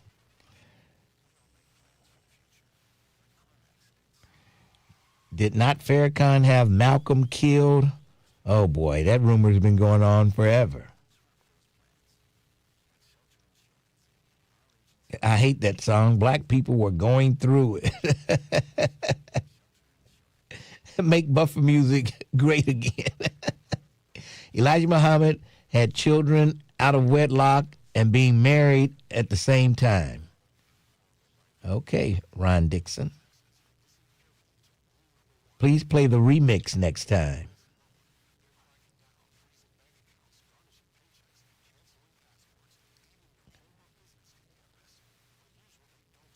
I called Farrakhan feeble. Boy, Dorothy went crazy. They told me not to speak. Right. Who told him? His body told him not to speak every week. They told me to be quiet.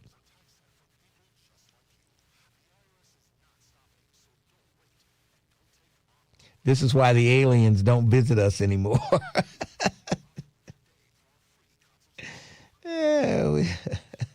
That's 10 minutes we will not get back.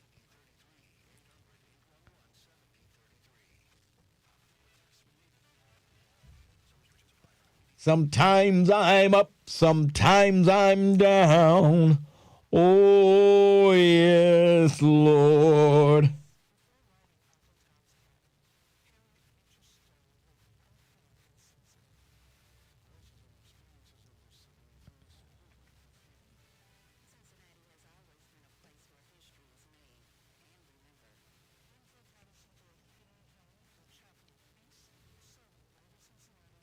I hope we don't get dinged for me singing that on YouTube. No. You won't, not for singing it, maybe for playing it, but I don't know. Well, I don't know. But since you were singing over it, Right it over. might. It might, but I don't know. I have to talk to Kia. We might be okay with that. Your fantastic singing may have saved the day. Right, may have saved the day. Nobody can sing, nobody knows like me.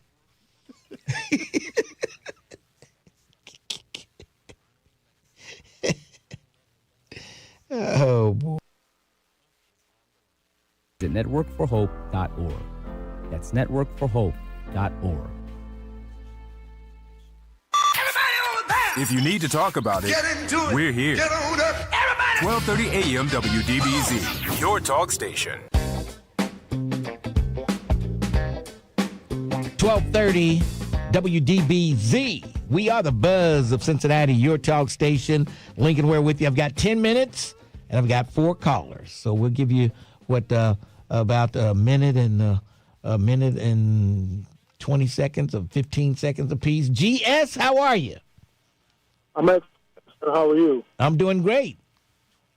Hey, I was just calling to correct that falsity that Marquetta spoke about Numbers 5. I thought I was just going to hang up because I heard Pastor Smith and Pastor Lynch was on. I thought they were going to say something, but they chose not to. Well, what did Marquetta say wrong about that? She told you that the Bible promotes abortion in Numbers chapter 5. Mm-hmm. And that passage says nothing about aborting a baby. It says nothing about a baby. It's about when a husband, feels like his wife cheated on him. Mm-hmm. He could take his wife to the priest. The priest will make up a drink for the wife to drink. If she drinks it and nothing happens to her, then that proves her innocence. Mm-hmm. But if she drinks it and her stomach bloats, then that proves that she is guilty. The bloating is nothing like it's okay. Like so there's no baby that's gonna. No baby will die. The baby won't die either way. Involved at all. There's no That's not true. All. That's not true. Terrence Howard read that, and he said it's not true. Read it for me, Mr. Howard. Where does it say anything about a baby? You can read it, sir. We don't have that much time. Okay, that's wrong. Everybody read it for yourself. Okay, doesn't say nothing about a doesn't baby. say anything about a baby, Terrence. Doesn't say anything about a baby. Yes. Okay. If the baby dies, then it means she's guilty. It didn't say that. Yes, sir. It didn't say that. Oh, boy. Now, how can both of you have read the same thing and one say it didn't say it and one said it said it? I don't see nothing in there about a baby dying. It's a different passage. It's a different passage in the Bible where it's talking about 2 men fighting together. And it's talking about they're fighting and they slam into a pregnant lady. And this says if the baby dies, then the man that slammed into her is supposed to be killed. That's what it's talking about. That's a different passage altogether. But what that Numbers 5, what Marquetta was talking about, it's a test for adultery. And it don't say nothing about a baby. All right. Okay. Sir, thanks for your call. All right. Let's go to Linda, who is a first-time Lincoln. caller. How you doing, Linda? Hi, I'm fine. I remember you when you and Jim Scott used to come to St. Pius. Yes, okay. I'm 63 years old now, but I just want to tell Reverend Lynch, we bought the house in Delhi. The west side is okay. I know you're probably talking about Westwood and Price Hill and stuff. But the house in Delhi it's lovely. Yes. Yes, and I love where you live at, too. Like, Montgomery, my man listened to you all the time in his car. And he gave me, told me how to turn you on my phone. Yes. So I listen. I just never called in. But I just want to say you are a blessing to life. Well, you really are. Well, Linda, I appreciate you saying those kind words. Yes, you really are. Yes, and I remember you. Before I work in a nursing home, so before Jim Scott passed, he told me you and him was good friends. Yes. He was a good friend of mine. Yes. All right. Well, thank you so much for at least letting me on for the first time. Linda, don't let the first time be your last time. Call back again. All right. All right. And tell your husband. Tell your husband I said hi and thank him for fixing the phone so you can listen to me on the phone. Yes. I know. Okay. All right. Thank you. All right. Okay. Linda was really excited there. All right, boy. What a way to take out the day, fill out the rest of the day. Al and Elijah. I must not be living right. I'm going to church Sunday morning. Back to back, Al and Elijah. Al, how are you? Respect to you, Lincoln, and thanks for taking my call again. You have a great man following up behind me, but I just wanted to mention what I was talking to Greg Landsman about the senior Israel advisor. Yes. Saying that the young black men in America is the number one enemy to Israel. Yeah.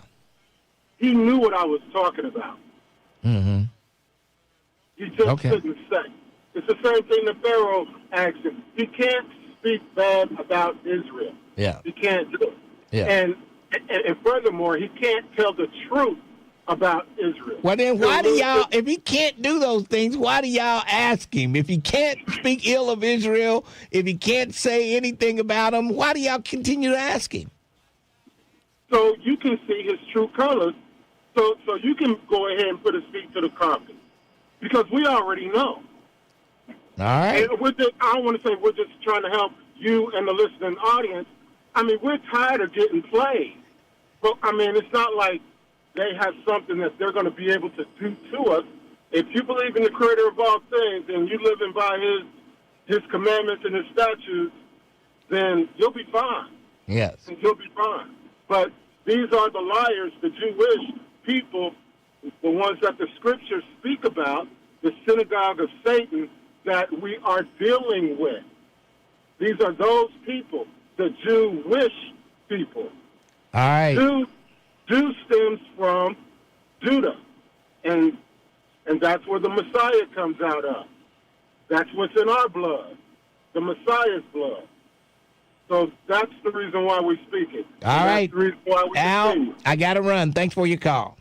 Respect. All right. Respect, love, and blessings, he was supposed to say. All right. Elia. How are you? Oh, yeah. I used to be a liar, and I was running around and preaching about this white boy, hippie on a stick, and how he could save your life. And then one day I got to feeling real guilty, and something told me that I was telling a lie. And I have to admit, I was telling a big-ass lie. So, to keep it all short and sweet, for Landsman, I would have asked him today, it says in Deuteronomy 28, and Al, very good job, very good representation of the Most High King. But otherwise, I would have said to Landsman, can you show me in Deuteronomy 28 where the Most High told his servant Abraham first in his nightmare, and then in Deuteronomy 28 by Moses, that his people were going into slavery. Show me a Jew anywhere they can say they went into slavery. And you can't find any, except for the real Jew or the real Hebrew, the real royals, the real people. And they're still in slavery. Who's in slavery? The real Hebrews. Well, we're not in slavery like we were, but we're in captivity. Because you're in captivity. I'm sure they're going to have you do something. Meaning simply that the Creator said, and whatever He said, it's got to be the truth. And nobody's word takes place above the Creator. I mean, the one who made it all. And He's the one that showed our Father that His seed was going into captivity, where we are today, to prove that the Creator's words are true. And so we need to turn around, come out of our silliness, and depending on this white, foolish people who are trying to rob and thieve everything, come back to ourselves. If you think you're in captivity, you're in slavery. There's no doubt about it, because He said we were. The Creator said it. Oh, boy. So how you get above His word? Because I'm not in captivity. Well, then He said that would be men like you that would tell a lie and say how well. It says it in the book, that how well they got it made and everything, nothing's bothering them. But hell, something is bothering you, but you've been deceived out of your right mind. Oh, boy. Unbelievable. Okay. Have a blessed day. I love you. I'm a free man. Elia, you're in captivity. So I'm glad they gave you a little time to talk to us on the radio today. And they let you out of captivity to talk. Yeah, I appreciate it, Lincoln. But you know, my calling in is to do with no other people were doing except the soldiers like Al, myself, Pharaoh. The list goes on. Well, I'm a soldier in the Army of the Lord. We got I'm a soldier in the Marine Corps of the Lord. Yeah, but you know, you're the soldier in the wrong army, and you don't realize it, which is why we love you, and we still give you the title of Man of Power because you try to help more than you do hinder. I gotta go. Thanks for your call. Whew. I must not be living right. I'll see you tomorrow morning, 10, right here on 1230, The Buzz.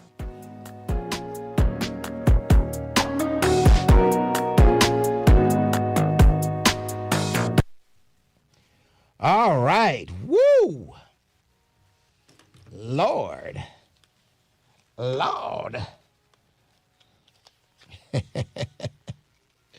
Marine Corps of the Lord. Yeah, I'm like the Army of the Lord. No, the Marine Corps of the Lord.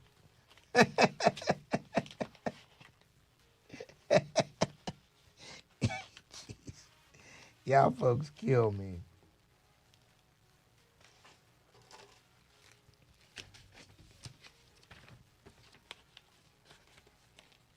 I'm afraid I'll be dead 6 months after I retire off the air. Because there's not going to be anything that's going to fulfill my life like these 3 hours a day. Oh, boy. I guess I have to listen to what y'all doing. Maybe that'll help me out. Unbelievable.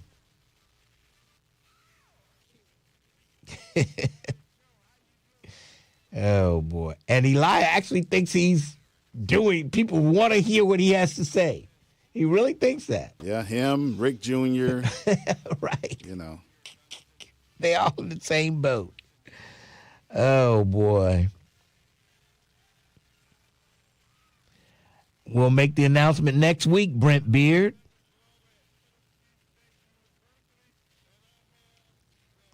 Nothing happens. We just keep going. What happens now since you have over 1,000 subscribers? What happens now? Nothing. We just keep on keeping on.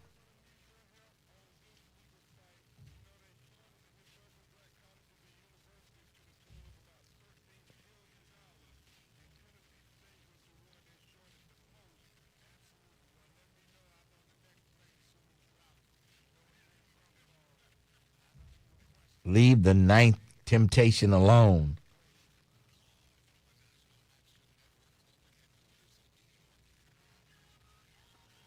Lincoln, interesting show today, but I'm not in captivity.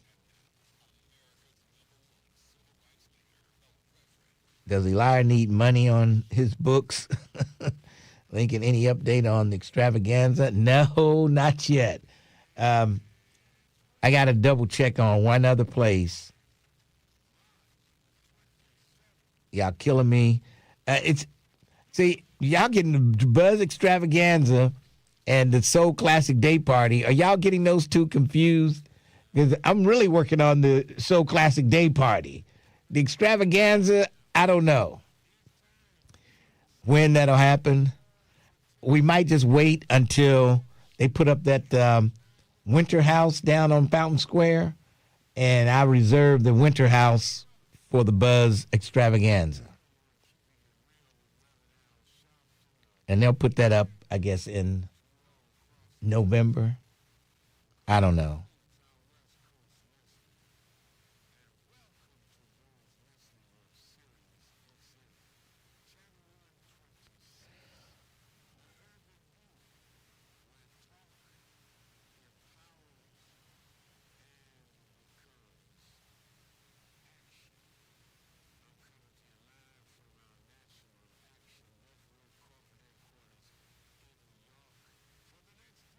Yeah, that's not. I looked at that, J. Rose. Nah, that wouldn't work. No. I can't see why you wouldn't figure that would work either. The type of bar it is.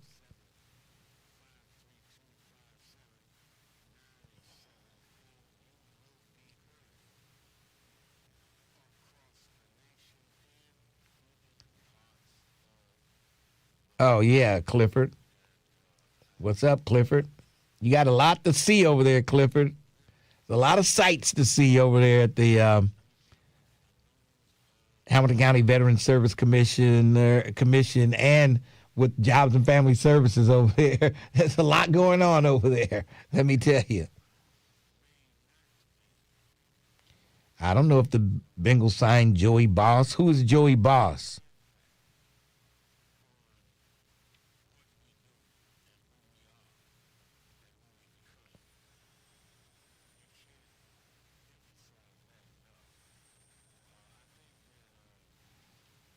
And it's not in a good location, J. Rose. Not in a good location.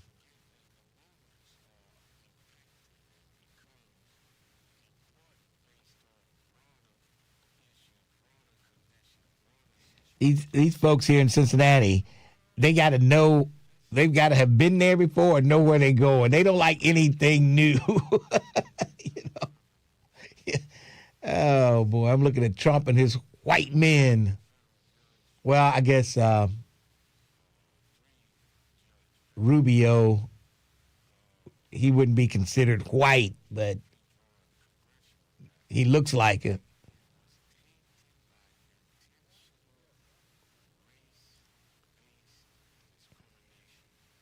Yeah, they do.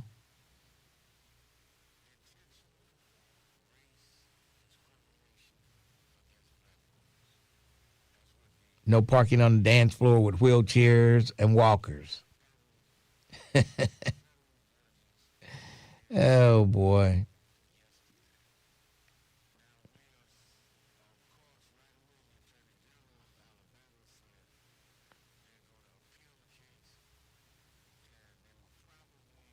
All right, folks. I'm getting ready to get out of here. This is the longest day of the week for me because I have to do my TV show tonight.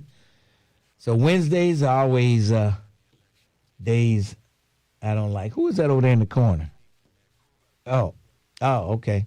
The engineer has a question for me? Yeah, he wants to know, what did you break today? Oh. He has to fix.